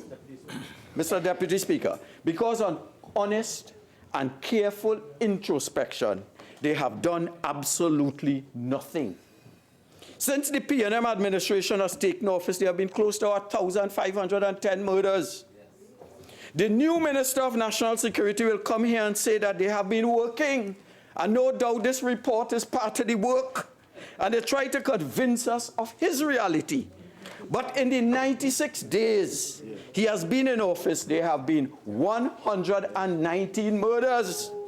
That is what we should be dealing with here today. 8 women and 111 men, including a national award recipient and an unborn baby. Those are the realities we are facing. And today, when I leave here, I will not be in a position to say that we have accomplished something tangible. Of that 119, 8 stabbed, 2 chopped, 2 beaten, 1 burnt, 2 strangled, 104 shot. 8 over 60 years. 1 under 18, and 6 murdered at home. So if the Prime Minister opts to leave the Minister of National Security there for his blatant non-performance, by the time they leave office, we will have over 5,000 murders in the 5 years they have been in office. That is the judgment. That is the judgment. The Minister of National Security has to level with the population and say what material impact they intend to. They have to tell us, don't read out the report, tell us how this report will assist us. Let us look to the report and what it really means for the people we ought to be representing. That is their job. If we are to adopt the findings of this report, what does the PNM government intend to do to facilitate the implementation of these findings? Page 78 of the Joint Select Committee report states, and I quote, "The Joint Select Committee on National Security is of the firm view that there should be improved procedures to ensure transparency in the recruitment process applied by the Reform Police Service Commission, inclusive of greater public participation in accordance with international best practice. It is proposed that the Reformed Police Service Commission," and it goes on to say comprises seven persons, etc. The question I ask, when will this Police Service Commission be amended to cater for the proposals in the report we are discussing today? That requires consultation with the opposition, because you are talking about a constitutional amendment. So if we don't want pie in the sky, they should be talking to us about how we can work together to amend the Constitution to advance the process, not to tell us about the process and leave it open and vacant. So they have to amend the Constitution. So therefore, what are the legislative plans to implement this amendment? That is where we are. That is where first world countries are, not into talk, but into the next stage of implementation. How is this debate of this report going to help alleviate the crime situation in Trinidad and Tobago? Are we helping anyone? Will this bring comfort to the families of the victims, thousands of victims, that justice will be served? You see, we are used to a pattern with this government where they make plans on paper but fail to execute. All their so-called achievements so far have been paper-based. And this is what we have here today, a paper-based plaster for a running sore that is afflicting our society on a daily basis. If I was...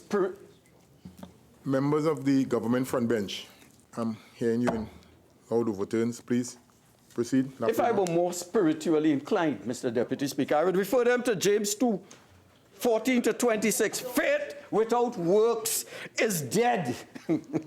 Ideas on paper without a delivery capability is dead. They acknowledge there's a problem, but palm off responsibilities and to fix it on others. And we note the good work that the police are attempting to do in recent times. But the reality is they have to operate in a framework of all of government response. The police can only do so much. We cannot have thousands of Venezuelans come in our borders because we don't lock it down. They bring in arms, ammunition, guns, there's human trafficking, and overwhelm our police services. They have to do that to assist the police. And I want Trinidad and Tobago to note that in the Venezuelan constitution, if you are 18 years old, you are required, both male and female, to join the armed forces and get military training. You are conscripted. So all the citizens who come here, whether it is 40,000 by some official reports or 100,000 by some others, all of them are military trained to kill. Because that is the army. That is the responsibility of the army. They are hired guns of the state. So we have military trained, probably thousands on our shores. We have no documentation. We have no idea who they are, whether they're ex-criminals, and they're roaming our shores, militarily trained. And we are turning a blind eye and expecting the police to be the panacea for the dystopia that this government is doing to Trinidad and Tobago. Palming off blame shifters. If they cannot blame the member for superior, in fact, we have a thing in this, and when we how long will it take for them to get around to blaming the UNC? That is our standard. The record is 2 seconds. Speaker, Standing Order 48-1, please.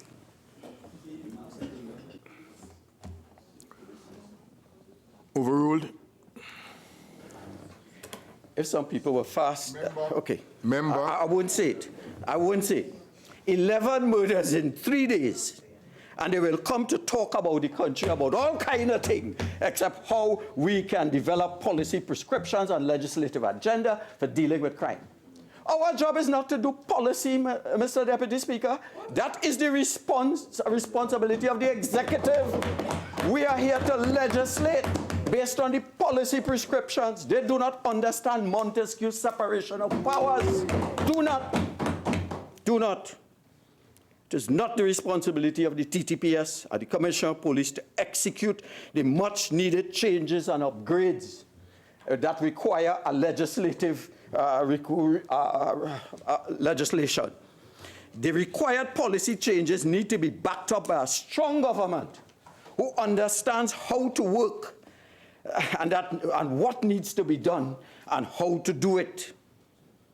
In every spiritual prescription, we hear by the sweat of the brow shall you live. Genesis 3:19, not by talk, but by action. So the time for debating reports are long past. We will not reach first world standards by debating. We could debate here for 5 days. It will not change the price of cocoa. The government needs to ensure, for example, that the maintenance contracts and upgrades to equipment for use by the TTPS is considered before they are purchased. Equipment must also be compatible with the users. You cannot simply buy and mama guide the population with 60 new vehicles, drones, tasers, armored vehicles, blimps, etc., and put the priority of training officers and do not train the officers to use the new equipment. They are trying to pretend to be saviors. Had they just continued the policies of the People's Partnership, today we would have been in a better position than with respect to crime. So my point so far is there needs to be a strong legislative framework backed by a well-articulated policy and funds that need to be properly allocated. If they don't give the funds to the police service, all the talk would be in vain. And I will give an example subsequently, how they have allocated only 1.3 million for training, but yet we have all these new equipment and upgrades to the police service. My second point is the government has not done enough or led by example to incorporate the findings of this report into their national security strategy. Fundamental point, I'll repeat it. The government has not done enough or led by example to incorporate the findings of this report into their national security strategy. The final report of the Police Manpower Audit Committee, the PMAC, has been in the hands of the government since October 17, 2017. 13 months ago, more than a year, but it has been has it been part of the state's implementation strategy? sitting on their desks for 13 months. And Mr. Deputy Speaker, to implement the findings of this policy, of this report, a major part of the responsibility rests with the Commissioner of Police. Have they consulted in the 13 months the Commissioner of Police to find out whether he agrees or not with the findings of the report? So we are here to discuss a report that has to be implemented by someone, and we do not know as yet what are his views on this report. This is the kind of non-consistent, non-logical, kind of decision-making that occurs opposite, that leads us into us being a third world approaching failed state. How, if they had this report in their possession, how did we not see it reflected in the budget? Should they not have been allocating items clearly in tune with this report so that there would be a seamless flow from idea conception to report prescription to implementation? That is the problem next door, those opposite. A disconnect between ideas and intent and prescription and the implementation of those ideas. And I would like to just let Trinidad and Tobago, they're very good at passing blame. And the question is, I'm asking loudly, are they setting up institutions to take the blame when they fail because of their inability to come up with, ideate and come up with ideas and solutions that require policy prescription?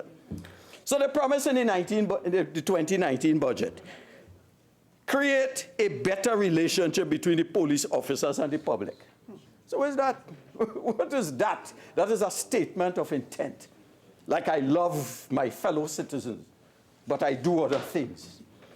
What they talk about, improve the capability and effectiveness of the police service. If there is ever an innocuous statement, a vacuous statement, it is that. Their policy prescription, unrelated to this report we are discussing today. They think in silos. They talk about make appropriate legal arrangements to allow for the use of non-legal weapons, pepper spray, tasers, mace, and rubber sprays. Where's the legislation? Don't tell us about we going to make. Bring it. As I'm reminded by my colleague from Oropuch East, and he quoted some time ago a film about the good, the bad, and the ugly. When you come to shoot, and I'm talking figuratively, don't talk, shoot. So we talk to this, we tell this government, I'm talking metaphorically. And to explain to them metaphorically I don't mean the thing I saying. I mean the applicability in a parallel circumstance. So what I want to tell them, if they come here to implement, implement. If you come here to shoot, don't talk, shoot. The good, the bad, and the ugly. Have the TTPS Operational Command Center, which will ensure daily command and control of all operations. They say, design patrol methods and ensure proper management and accountability of every patrol and every action. That's what they say. I want to see, I would have thought they would come today and tell us how this thing is being operationalized. They call this in management the tactical response to a strategic decision. They don't know about those things. Keep the police service they talked about in the budget. Keep the police service in contact with all other protective agencies. Use modern crime fighting technology. Just talk, sounding nice, lots of sound and fury, but signifying nothing. When you look at the consideration of critical stakeholder concerns in the Joint Select Committee report, under the heading Information and Communications Technology, on page 72, I quote, critical findings of the PMAC. The acquisition of new technology is no guarantee that the TTPS will effectively utilize such technology in all aspects of policing. There is a disconnect between the capacity of the infrastructure, personnel who operate the technological systems, and the pragmatic user requirements of the TTPS. Well, for heaven's sake, if the report says that, come here today and tell us what you are doing to ensure that there is a bridging of the gap between the technology and the capacity of the agency to utilize the equipment optimally. It goes on. Systems are often bought, acquired, without a committed budget for the continued maintenance and license renewal, resulting in degradation of the system and loss of usability. That is where we are. That is where we are. And Mr. Deputy Speaker, under concerns on the same page, evidence was presented that many officials in the public service, including the TTPS, remain unwilling or unable to keep abreast of the technological advances. As a result, new technology implemented within respective departments is not effectively used. Mr. Deputy Speaker, so we discussed a nice sounding report. And to me, it sounds like putting a turbo 400 horsepower engine on a donkey cart. That is where we are. It is like the TTGS.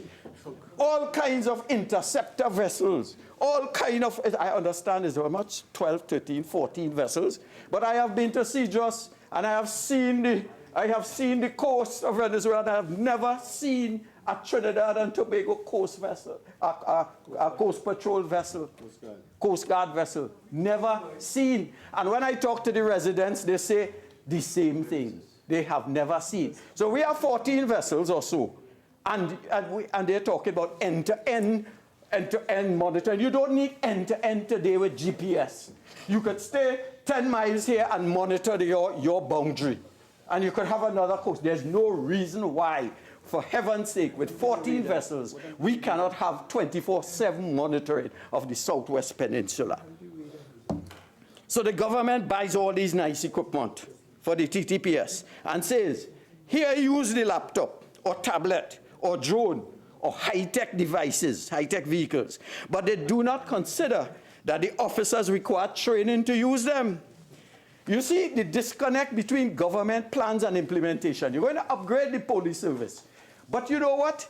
Our secondary schools, where we gave laptops to all students to create a computer literate, a citizenry. So when the police service recruits citizens who are graduates of our secondary school, they would all be computer literate.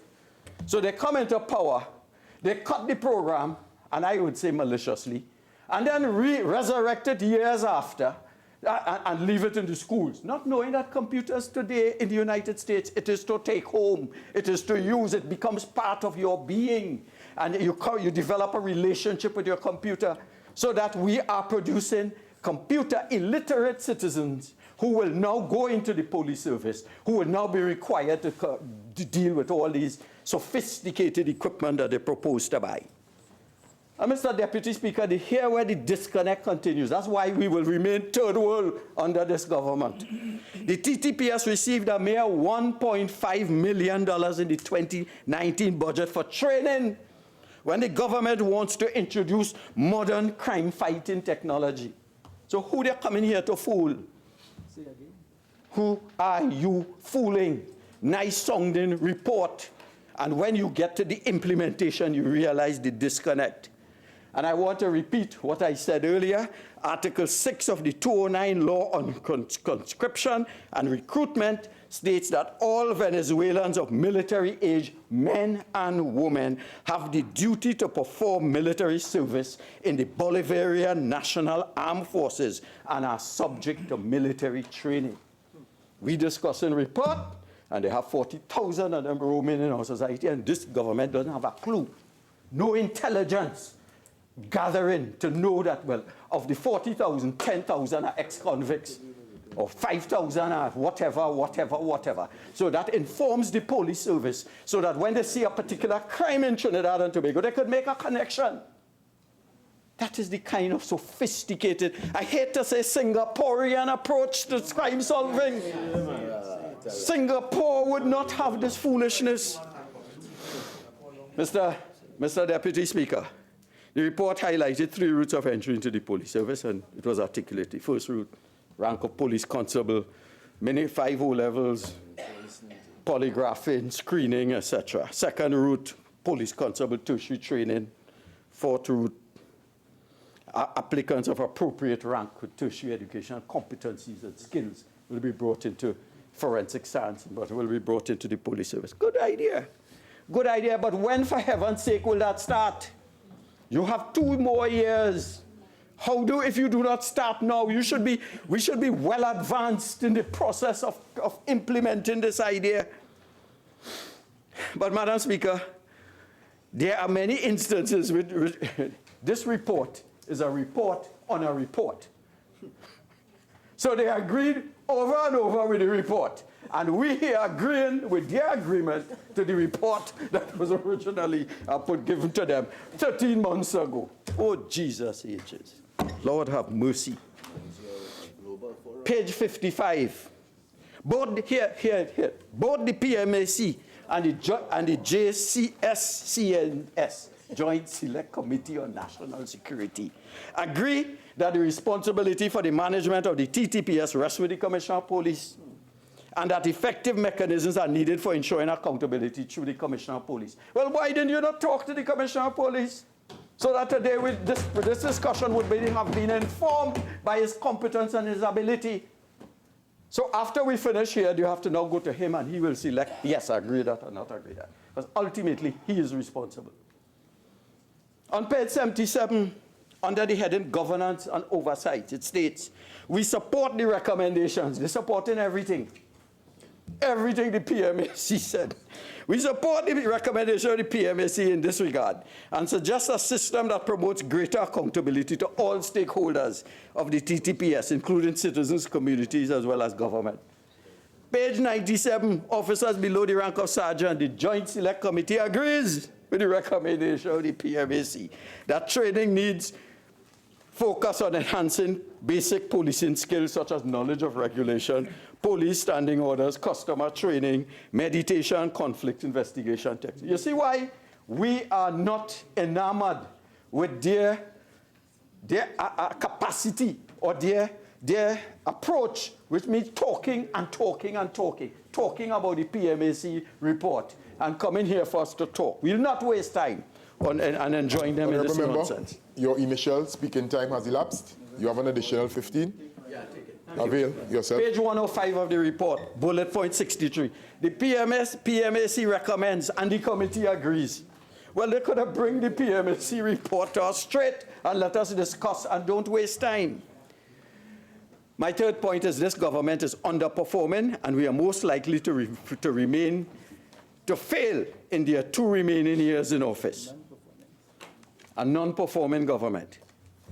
They talk about the police service has a responsibility to maintain law and order, preserve peace, protect life and property, prevent and detect crime, apprehend offenders, and enforce all laws and regulations with which it is charged. We do not have to come and discuss this report.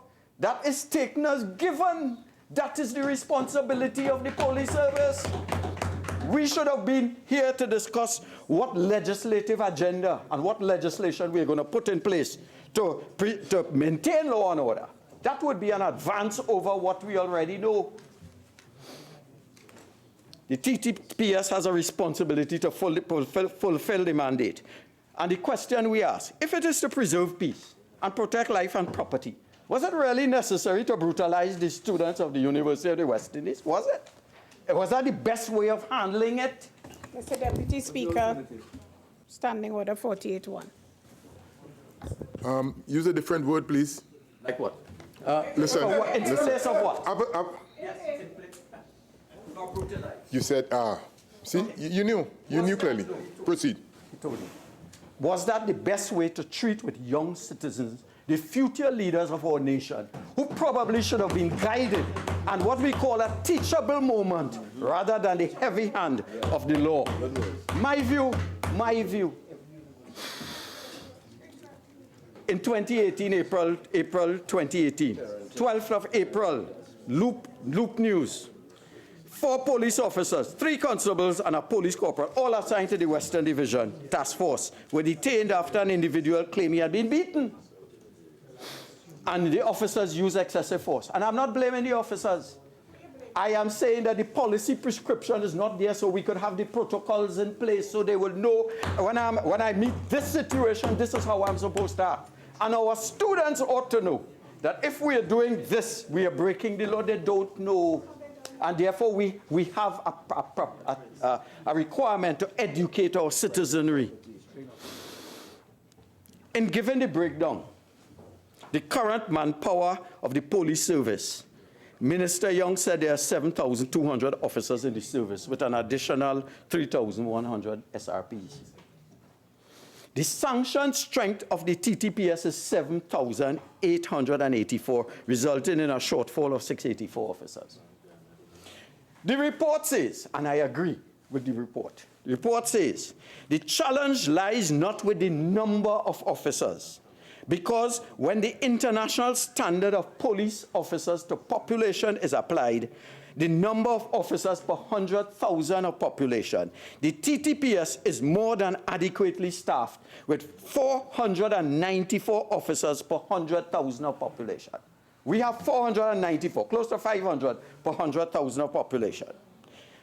Every developed country has less than that significantly. Luxembourg, 278 per 100,000, we have 500. Japan, 198, we have 500. Iceland, 196, we have 500 per 100,000. Denmark, 192. Germany, 296. Norway, 210 per 100,000. And as I have to say it, Singapore has 162 police officers per 100,000. So we have 494. It does not occur to this government that we need to look at why it is we have more. Are cultural reasons? Are there underutilization issues? Are there management issues? And let us talk about those issues. According to a 2012 study of the UNDP of 7 Caribbean countries, including Jamaica, the ratio of police officers to civilians in Jamaica was 1 officer per 273 inhabitants, which was the lowest police presence per capita in the 7 countries, Caribbean countries. So we need to do if we say that the developed countries, the benchmark is different, let us look at countries with similarly circumstances us and see where we fit in. So we do not need another report, but urgent action. Another report isn't of any use if implemented. Crime fighting initiatives, increased visibility, community orientation, increased engagement of organized crime, heightened activities on the road, continuous training of officers. So instead, today, we should have been discussing things that would immediately apply and improve the police service. For example, the Witness Protection Program. In order for the TTPS to actively solve crimes, they need assistance from the public. They are reliant on information from the public to assist them. And it is important that witnesses feel safe to volunteer and provide that evidence. Anti-gang legislation, which they told us if they passed it, the police were in a state of readiness to act on when it was proclaimed. But the anti-gang legislation will not succeed without an effective witness protection program. You're entering an area where you have to snitch, is the word, on a gang leader. And you have to, when you do that, your life is at risk. And if we want the young fellows in our inner city, our at-risk youth, if we do not understand the pressures that they are under, then heaven help us. They have no salvation. So while we debate what is their implementation strategy, given poor track record, given no money, given rogue police, the inadequacy of the PCA, lack of trust between police and citizens, and a lazy government. What is our hope and what is our future? The final report of the Police Manpower Audit Committee, page 14, it says the TTPS is in a very troubled and wounded state. Troubled mainly because of the complex network of problems facing it, and wounded due to its continued inability to rescue itself. My colleague from Laventille West talked about 45% of officers surveyed rated the then leadership of the TTPS as very unsatisfactory or unsatisfactory. So what are the major challenges that affect our crime detection rate. What are the major challenges? The major challenges include the fact that we have inadequate expert forensic science support, which results in inordinate delays in progressing matters. The solution to which will be an increased capability of the Forensic Science Center in the short term. If we do not solve that issue, we will not be able to, for all the hard work of the TTPS, it will redound to less than optimal if we do not have a forensic science capability. We had a meeting recently at Police Complaints Authority outreach, and Mr. West, the director, indicated that the fact that he does not have the support, the active support of the Forensic Science Center, inhibits his investigations that he's undertaking. And you see, we ask questions in Parliament about the Forensic Science Center, and we get the usual nice-sounding statements as we got today. And when you look at how a serious Forensic Science Center operates, and I will read about one. This is the Forensic Chemistry and Physics Laboratory in Singapore. The laboratory has been accredited by the American Society of Crime Lab Directors, the Lab Accreditation Board for Trace Evidence and Firearms Tool Marks since June 1996. You're talking about a first world forensic science capability. We are 100% far behind in that. The lab's wide-ranging analytic capabilities have practical applications to industrial and commercial tools. So we are in trouble. We are in trouble. We are unfortunately, a government that is all talk and no action. Our problem in closing is not ideas, but implementation. Any future document we demand ought to have an implementation strategy applied to it. It is critical to identify low-hanging fruit, i.e. high-impact, low-cost strategies that will affect the desired change we want to implement. But you see, Mr. Deputy Speaker, a lot of the legislative changes require respectful interaction between the opposition and the government. The Prime Minister on Independence Day spoke about, he admonished on Independence Day, admonished the nation to respect the opposition, respect the government, and that they should respect each other. They do not respect us. In closing, it would be remiss of me if I do not call on the Attorney General to apologize. That is in the context of this need for consensus, to apologize to Senator Saddam Hussein. It is simply not done professionally. Standing order 48-1. Standing order 48-1.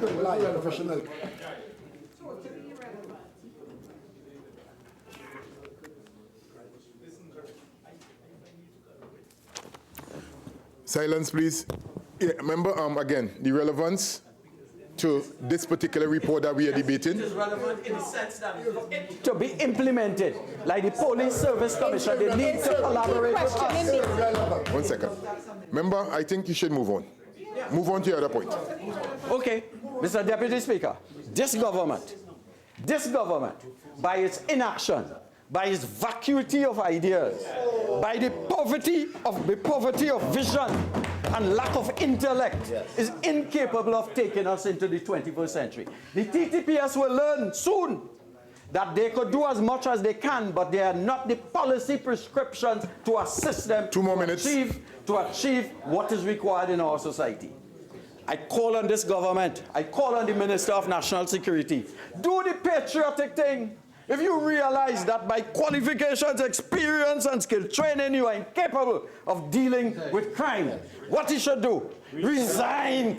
Save us. Lord, what have we done to suffer under this PNM government administration? Why are we in a situation where they talk, and do not do? We have passed the stage, Mr. Deputy Speaker, past the stage of old talk, past the stage of ideas, past the stage of policy prescriptions. We want, Trinidad and Tobago is begging. There's a hopelessness in this country. There is a sense that we are heading to a Haitian future. And we call on the government, to do the honorable thing, to do the patriotic thing, and resign forthwith. You are not capable of taking us into the 21st century. You will not make us a Singapore. You will make us closer to Haiti. Mr. Deputy Speaker, I close.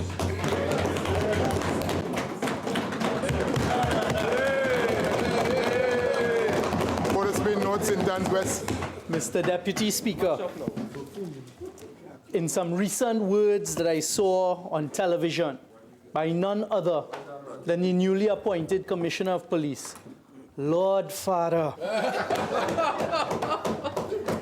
Mr. Deputy Speaker, citizens of Trinidad and Tobago, to bring us back in line with a sane and proper debate and reality, I'd like to start by just telling the citizens of Trinidad and Tobago, despite what was just said by Naparima, and despite him attacking and saying that we're wasting time here today in debating a very important report, the Parliament and this House, we are the people who have been elected by the citizens of Trinidad and Tobago to do the people's business. And we're here today to discuss the improvement of the Trinidad and Tobago Police Service. And we see that as an administration of being of utmost importance.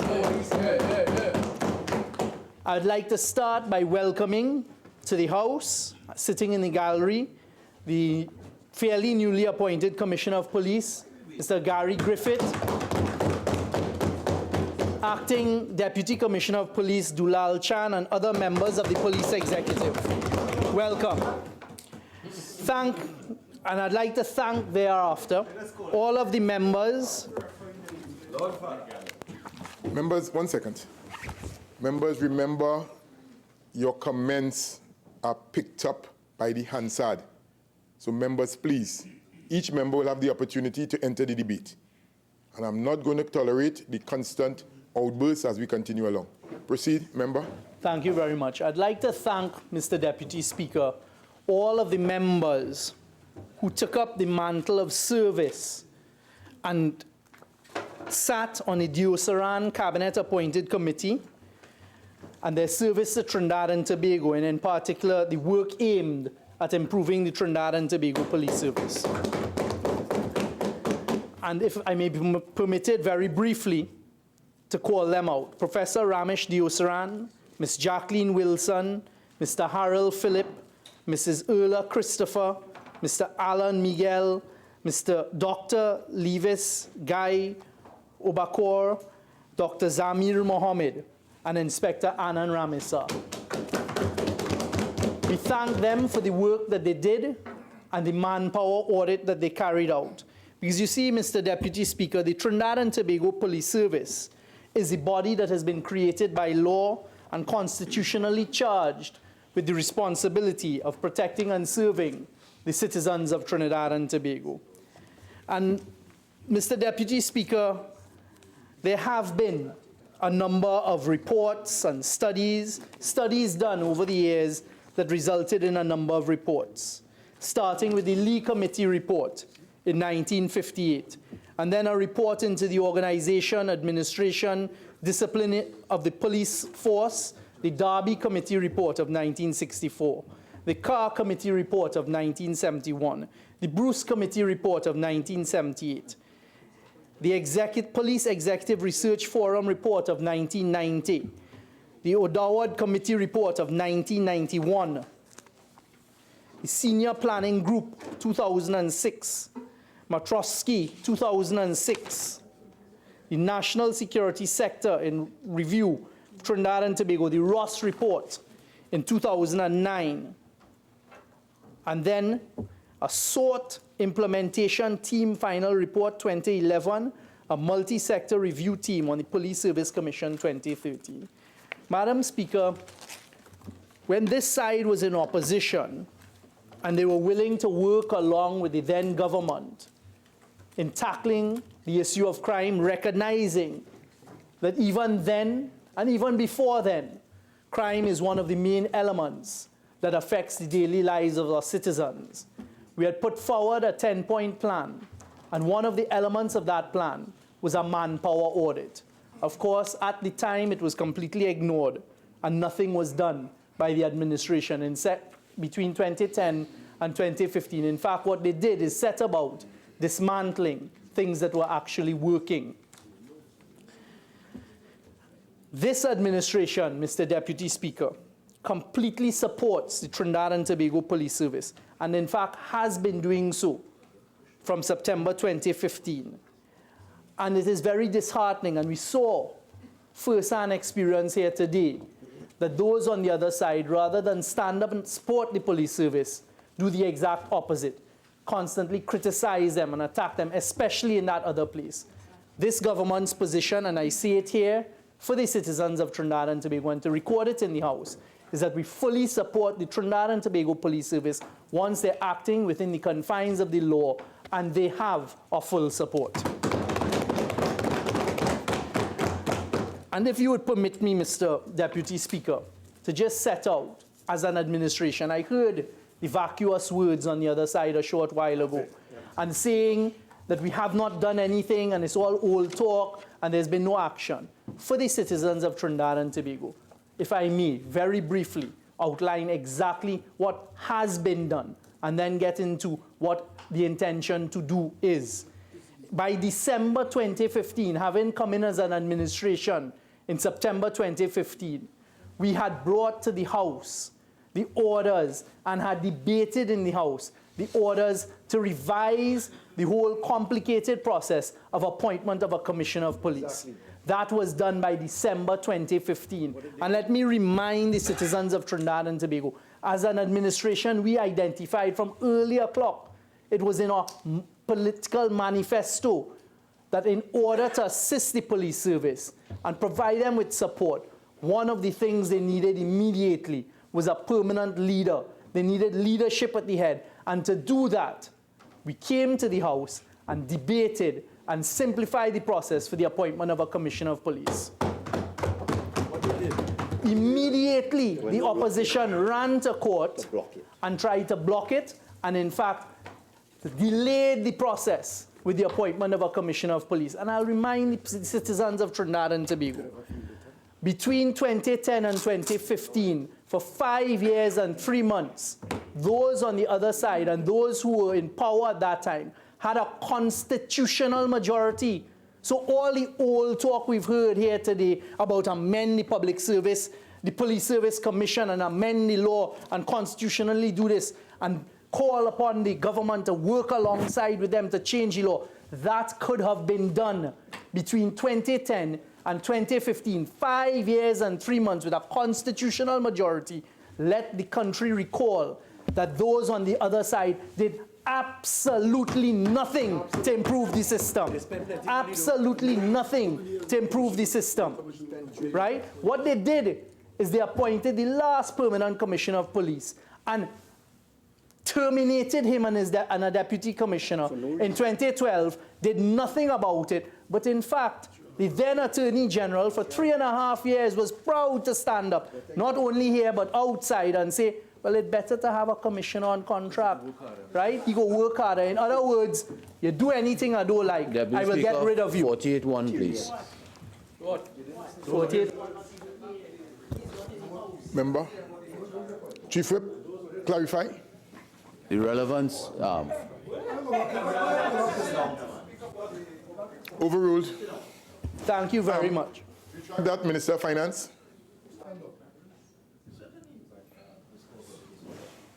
Proceed. I will not ask him to sit down again. Thank you very much, Mr. Deputy Speaker. The next big step by this government with respect to the Trinidad and Tobago Police Service, by January 2017, the Cabinet had appointed the Police Manpower Audit Committee, the members of whom I've just referred to. So again, it is not a matter of talk, talk, talk. When in opposition, we recognize that to improve the Trinidad and Tobago Police Service, what should be done is have a manpower audit.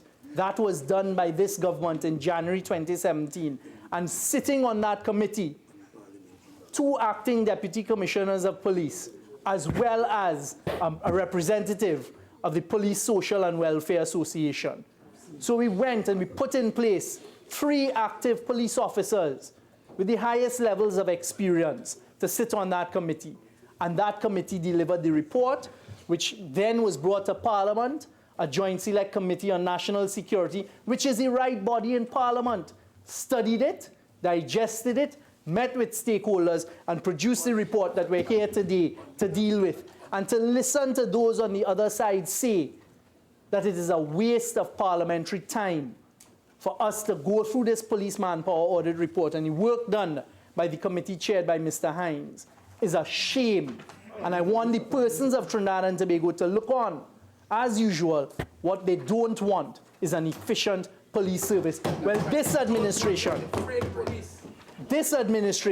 as I said before, supports the police service. And you can ask the police service if they have been getting the government support. By August 2018, Mr. Deputy Speaker, this administration had come to the House and had debated fully in the full glare of the country. And by August 2018, for the first time in 6 years, this country had appointed a commissioner of police. And again, I'd like to use the opportunity, Mr. Deputy Speaker, through you to remind the country what was the position of those on the other side in that debate. Those on the other side who had served alongside with Mr. Griffith, who is now the Commissioner of Police, when he was the advisor. That debate has ended, and the member cannot go back into a debate that has already taken. Thank you very much. Member, again, make the point quickly and move on. Thank you very much. And I remind the population that those on the other side, not a single one of them agreed to the appointment of a permanent commissioner of police. But the country and those on this side are relieved, and we're already seeing the positive effects of that action by the government. And at this stage, Mr. Deputy Speaker, I've listened to what was being spewed on the other side about no implementation, and it's a report put on a shelf and nothing being done. Completely untrue. As usual, an attempt by the opposition to mislead the public of Trinidad and Tobago. Mr. Deputy Speaker, I have in my hand here the complete implementation plan of every single recommendation of the Diosran Committee report. And not only does it identify what the recommendation is, the action that has to be taken, the executive and functional responsibility of the officer or officers in the police service, as well as an implementation timeline. So to tell the citizens of Trinidad and Tobago here, without fear of contradiction, the police service has already taken the step of formulating the implementation plans for all of the recommendations coming out of the Diosran report. And for that, Mr. Deputy Speaker, the police service is to be applauded. They are being proactive. They are doing what needs to be done. And this is not a report that has been parked on a shelf. In fact, I can tell you, one of the first actions I took upon assuming office of Minister of National Security was to write to the Commissioner of Police and to provide him with the reports and tell him, let us discuss the reports and kindly take a look at it. And what did the Commissioner of Police and the executive of the police service do? They went ahead, they were proactive. They immediately digested the report and began a plan of implementation. And when you look at it, the implementation has already begun September, December 2018, and they have been reporting, and they have been going through the tick boxes, as I will get to in a short while. And the police service is already implementing some of the recommendations of the Diosran Committee. So rather than sit there and chastise, and rather than continue to call it upon the country to stay in third world status, We on this side refute that. We will not participate in that type of derogatory and negativity brought on the country, and we will work with the police service to take us forward. Immediately upon the appointment of a permanent commissioner of police, the population immediately started to say that they felt a sense of public hope and a sense of confidence in what was being done. It was the right step at the right time. What we've also seen, and I have seen it firsthand, working along very closely with the police service when they come in for us to discuss policy and for me to give them my observations, etc. There is a new energy in the police service. There's a new vibrancy in the police service, and we are seeing the results, despite all that those on the other side may want to do, and the cloak of negativity and the anchor of desperation that they have. The truth is facing us, and the truth is there has already begun to be vast improvements in the Trinidad and Tobago Police Service, and I thank you all officers for it. I thank you all for the leadership that you all are providing. I have seen you all roll up your sleeves, go down in your various divisions and work alongside with the men and the women in the police service, and you have this government's full support as you go forward and do it. Yes, there are difficulties. Yes, there are shortcomings in the Trinidad and Tobago Police Service, but this government is not afraid to confront them, no matter how difficult. In fact, what we have seen and what I have told all of the law enforcement bodies since assuming office, and it is already happening, is that we will work together. The police service has a more active relationship with the defense force, with the intelligence services, with the prisons officers, even with the fire services. We bring the fire services now. We bring ODPM, all of them, to the heads of security meeting on a weekly basis, so everybody is on the same page. This government has told the police service and the other arms of law enforcement that we no longer will tolerate silos of information. And you can ask the police service. They're already seeing the benefits of it. And I take this opportunity as we sit here to thank the men and the women of the police service, the men and the women of the Coast Guard, and our intelligence agencies for a task well done that culminated last night, an operation that was taking place for a while, and for the massive find of drugs and serious assault weapons that was picked up last night. And that was not by VAPs. That was the result of intelligence-led operations. And I thank the police service for the work that they're doing. Whilst we're sitting here, there's just been another big find led by the police service going into the dangerous forests. They are doing a tremendous, you have our support. Continue to do what is happening and what is going on. I see very often some of the communication that is taking place amongst you all when we sit together, and it is refreshing.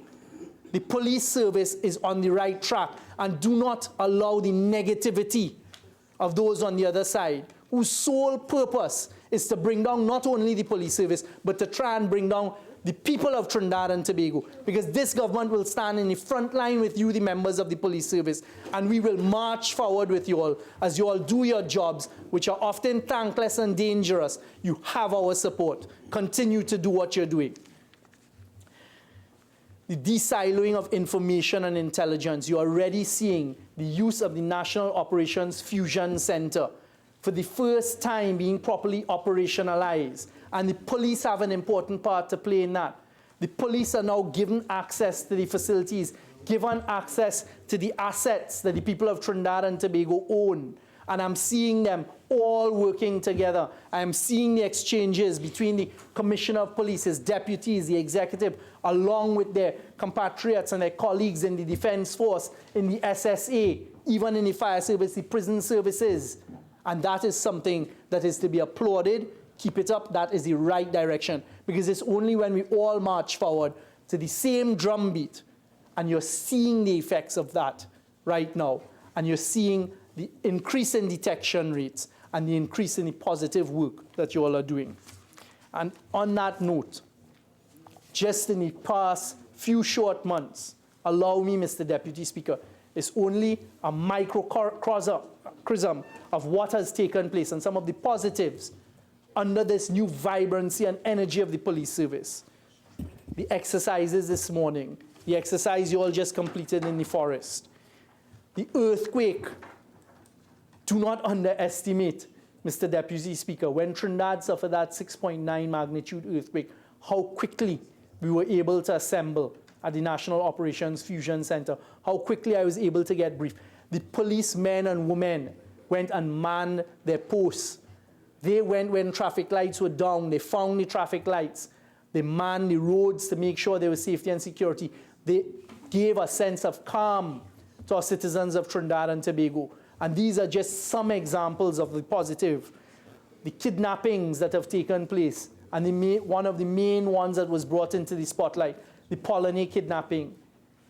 How quickly they were able to work together with the other arms of law enforcement, drive the intelligence, get it done, and thank God, safely return Natalie Polony to her family. That is the work of this new, energized, vibrant police service. We stand with them. The day of rest and reflection. Don't listen to the old talk. We sat and we planned very carefully every single hour of the day for rest and reflection. We got policy. I got policy from the chairman of the National Security Council, then took it down for discussion with the heads. There were no incidents. Called by the opposition, members of the opposition and associated with them to block major roads and intersections. Again, the police service did very well and managed to ensure that none of that was disrupted. The recent disaster floods, again, the police service played their part, their role, even though there were those on the other side calling for death, saying the police were hiding. Deputy Speaker. You relax. You relax. 48, 4, and 6, please. 48, 6. Member, I'd like you to rephrase, retract, and say it differently, please. I would like to thank the police service for the yeoman's job that they did and what they did during the disaster floods. Every single man and woman of the police service. And in fact, you're seeing this new energy and camaraderie between the police service. Yesterday, I saw the Police Social and Welfare Division, and it had to be by gathering the resources of the men and the women of the police service, handing out. They had gathered appliances and other things to take to their affected brothers and sisters in the police service who had lost stuff in the flood. That came after they are the ones who ensured there was a continuation of law and order. When there were calls for looting taking place, etc., and this continued attempt at creating panic in the society, the Trinidad and Tobago Police Service, under the leadership that we're seeing here today, are the ones who ensured that that panic did not spread, and they kept up law and order, and I thank you for it. We have recently had, correct, we had recently had some disasters take place in our prison service. We have had the uncowardly death attacks, the cowardly attacks on 2 of our prison officers who met their fate. What happened? Immediately we came together, including the Trinidad and Tobago Police Service, and we said all for one, one for all, and again the police service are playing a very important role along with the Defense Force in assisting the prison service in making it a more secure environment inside and outside. They are now much more responsive. The launch of the new emergency response unit that took place not too long ago. I heard those on the other side here a few minutes ago criticize it and tell the police service that is old talk, that is flash. That is flash. It is not. I commend the police service for taking these initiatives. You have the people's support because citizens are reporting to the government that they feel better. And I know what it is the police service do, because over the weekend, when there was this, all of a sudden, an upsurge in murders, that is not something any civic-minded citizen of Trinidad and Tobago wants. What happened? Immediately I was in contact with the Commissioner of Police, in contact with the Chief of Defense Staff, head of SSA, came together. They put in place a plan, and they got all of their vehicles out. Deputy Speaker, 48-1. The member is not debating a report. We're debating a report. This is an implementation of things. Overruled. You see, also another important area that the police service played, and I want the population to know the good work that the police service is doing. When we were doing the contingency planning for Petrotrin, obviously security was an important element. Immediately the police service stepped into gear. They formed part of the interagency team that oversaw that. And they did what was right. You had the commissioner at the time telling people, once you make correct applications, once you do this, once you do that, keep within the confines of the law. All of that went on without incident.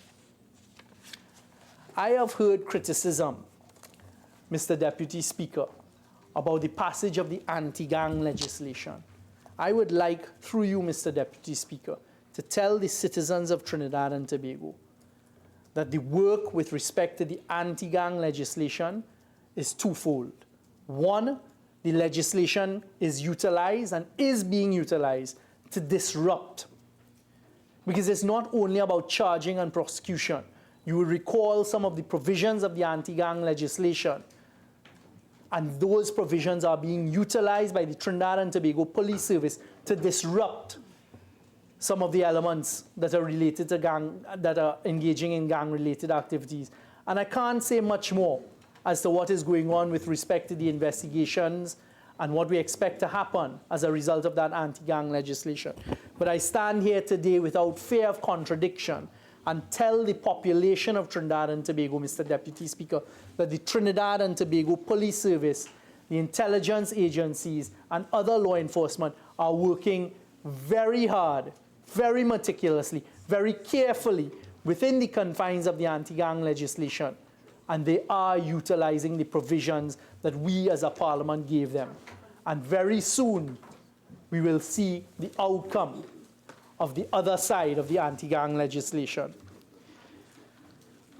Mr. Deputy Speaker, there's a new culture of sharing and working together. That is one of the recommendations coming out of the report, that there should be more sharing of intelligence, there should be closer working relationships. It's not about giving soldiers the powers of police.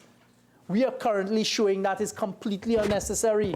The police service and the defense force are working like fingers in glove. They're working together. They're providing the levels of support necessary. Our intelligence services are providing all of them with levels of support.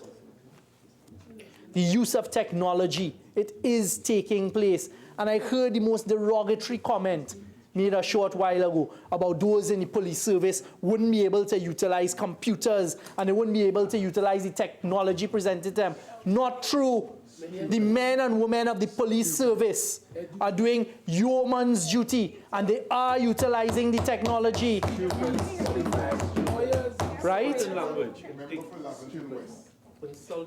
I will not recognize you in the seat that you're in, please. I'd like to also say, Mr. Deputy Speaker, one of the recommendations that was made here is the utilization of technology. I am sad to say that coming now, as I have come, that we are finding that for all of those years and all of the years where they had all the money in the world, 5 years, 3 months, they gave computers to school children, great. They gave computers to school children, great. But what they did not do is give computers to the police service. So the police stations did not even have a setup where their computer terminals in the police station feeding back to a centralized location so the information can then be dispersed within the police service. Why didn't they do that? They did not want the success in the fight against crime. But Mr. Deputy Speaker, this administration is working closely with the police service and we are getting those things done for the first time. This administration is working closely with the Police and Social Welfare Association, Mr. Deputy Speaker. Cabinet took a decision yesterday, one of the things to lift the morale of the police service and to let them know that we're there and we recognize the difficulties they face, and to provide them with a safe space that they can go after work and they can bond together, they can exercise together, they can socialize together. This cabinet took a decision yesterday, approved and confirmed, and we're granting a parcel of land with buildings to the Police and Social Welfare Association. So for the first time, they will have their own headquarters and wellness facilities. The report talks about one of the recommendations is implementation of new units and looking at all of the various units that do different jobs and ensure no duplicity, but also recognizing that the crimes have changed. For example, there's white-collar crime now, serious white-collar crime. I heard the commissioner last night talk about billions of dollars being stolen and what that can do to a country. And what is the police service's reaction to that? They're putting in place new financial units, Mr. Deputy Speaker. Member with that phone, please. I apologize. Your speaking time has expired. Member, you have an additional 15. You care to avail yourself? Yes, please. Proceed. Thank you very much, Mr. Deputy Speaker. What is taking place? A new unit is going to be populated under the Trinidad and Tobago Police Service to deal specifically with complex and complicated financial crimes. Maybe that is why there's a lot of jumpiness. Right? What is going to take place is the bringing into the police service of the forensic auditors, the bringing into the police service of the persons who are skilled, who have the experience in dealing with these types of crimes that have been committed against Trinidad and Tobago. But that's not being done in isolation. Some of the other recommendations are being implemented in terms of Special Operations Response Team and various other specialized teams to deal with the evolving movement of crime. We're going to bolster the cybercrime unit and other areas that need more resources. I heard a lot of do this, do that, do from Doppy about the Forensic Science Center.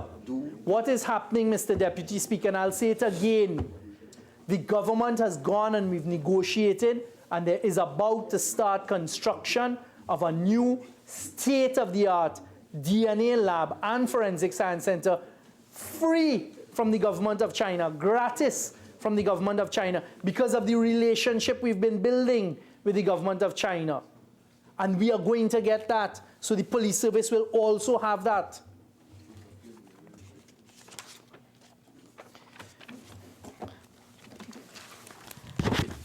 Mr. Deputy Speaker, with some of the remaining time that I have, if I can just go very quickly to some of the recommendations that were being suggested in the Manpower Audit, and just to assure the population, in addition to what the police service has done, which is for each item, have a plan for the implementation date, and who's in charge of implementation, I'd like to just let the population know some of the things I can very briefly as to what have already been done and are already being implemented. It is not talk, and you're seeing the results. Mr. Deputy Speaker, the country has already begun to see an increase in the detection rate of crime. That is not by fluke, that is not by VAPs. That is by the use of technology, that is by the use of all of the arms of law enforcement sitting down together and working together, and the de-siloing of intelligence and information. Some of the important recommendations that already are taking place. The police service should consider a review of the number of units and branches in its current structure with the aim to reduce redundancy where it is fitting. That has already begun. The OCIU unit was a bringing together of the Gang Intelligence Unit and the OCNFB. That is already operationalized. There are other areas that we're looking at, that the police service is looking at, that they will bring together under one roof, one arm. The TTPS currently has an asset management, fleet management system that's not being fully utilized. This needs to be fully and quickly actioned. A proper fixed asset register things like furniture and equipment. This is being done. These are some of the things that are already being implemented. There's an urgent need, this is the recommendation, to move us far away from a paper-based system for many of the operations of the Trinidad and Tobago Police Service to a computer-based one. As I just said, this is already being implemented, and it shocks me that all of the talk we've heard for all these years, a proper computer system was not in each police station feeding back to a central database. That is being implemented. Systems and procedures for overtime and leave. The recommendations identified that there were issues with overtime and leave, that the TTPS should take necessary steps to restructure itself to reduce the annual overtime expenditure. This has already begun to be done. The Commissioner of Police and his executive have already in the last 2 months reduced the overtime bill, I believe, by $15 million a month. So don't sit there, stand there and criticize. They are doing the work, and that is with the help of the government. Greater collaborative arrangements with external, this is another recommendation. There should be greater collaborative arrangements with external agencies. So the TTPS should be fostered, for example, between the SSA, the TTPS on joint intelligence. This is one example. Others can be customs, excise, immigration division, prison service, defense force, municipal police, estate police, private security. The question being asked is, oh, is this a report on a shelf and there will not be implementation? The answer is no. This particular element, this recommendation has already been implemented, and the country is beginning to see the positive effects of all of the law enforcement agencies working closer together and in a more collaborative manner for the citizens of Trinidad and Tobago under this administration.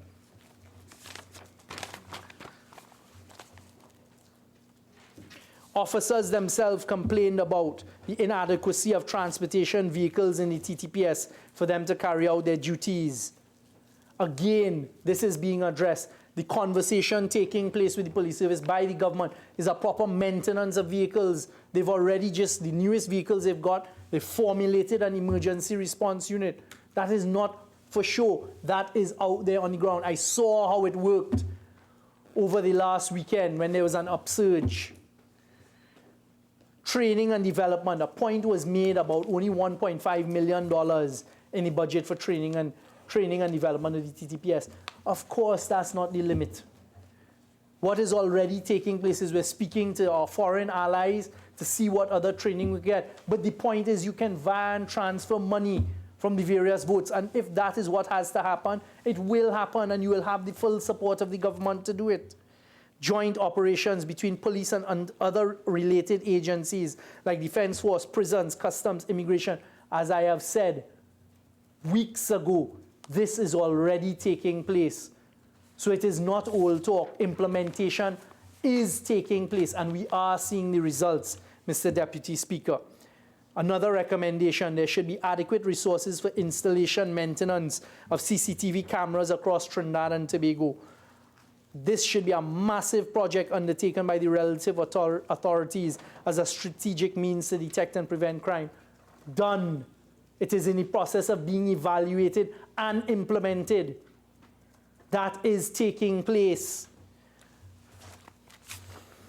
There should be improvements in vetting background checks of all recruits to the police service, a system to monitor the activities of all officers to ensure. Just this week, Mr. Deputy Speaker, the chairman of the National Security Council called a meeting of the National Security Council where 28 officers, the top 28 officers in the executive of the Trinidad and Tobago Police Service came to the National Security Council, and that formed the main part of discussion to let the Trinidad and Tobago Police Service and those who run it and manage it know they have the support of the government. If they're rogue officers, if they're corrupt officers, if they are those that are holding the system back, throw them out. You have the support of the government and let them fight in the courthouse. And that was the message from the chairman of the National Security Council, with the full support of his National Security Council, to let the police service know we stand with them in improving the police service. We have taken on board, but even despite what we, the government, are taking on board out of the recommendations. The police service have already begun to do it and implement it. What we discussed as well was polygraphing of officers in the service as a means and a method in increasing the productivity of the police service and ensuring non-corrupt elements. We've heard the Prime Minister say within the last couple of weeks publicly that the main cancer this society faces is that of corruption, and it is not only in the police service. I will venture to say that even within close confines here, there are those that participated in it. And we as an administration assure the people of Trinidad and Tobago that we have taken that task on and we're fighting it as hard as we can within our crease. And we ask the police service, because as citizens we look to you to root out the corruption in the society and bring those persons to court and let them serve.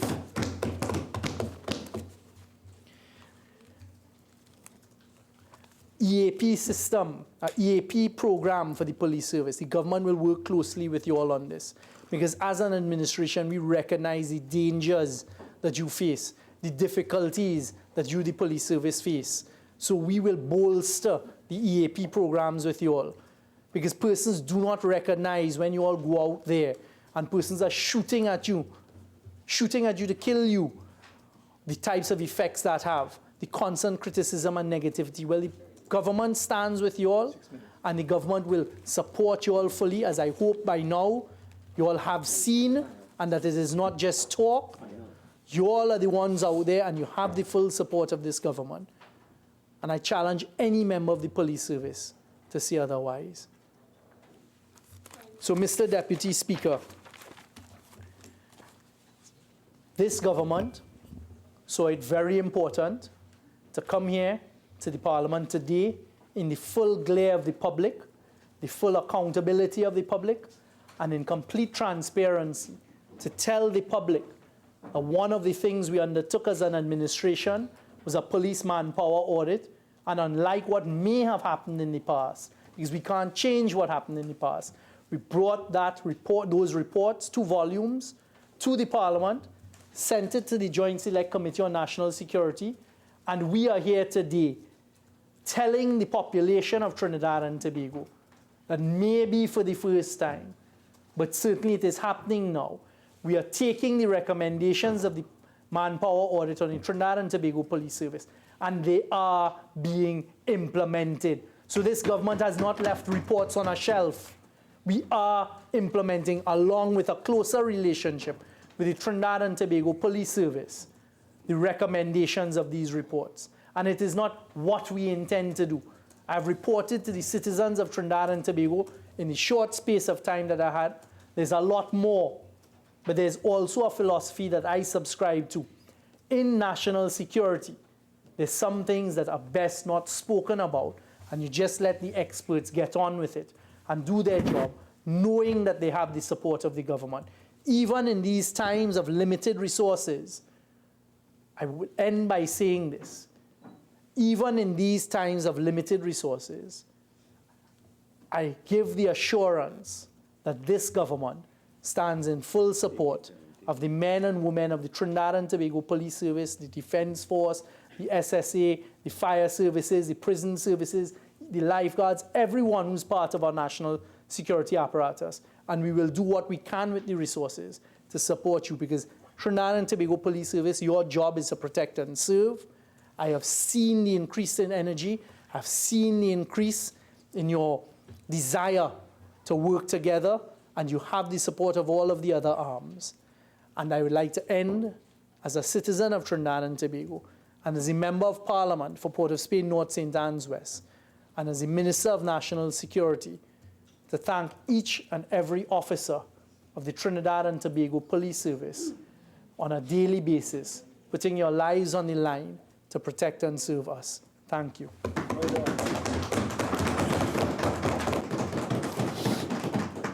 Members, at this time, we will suspend for lunch and will resume at 2 p.m.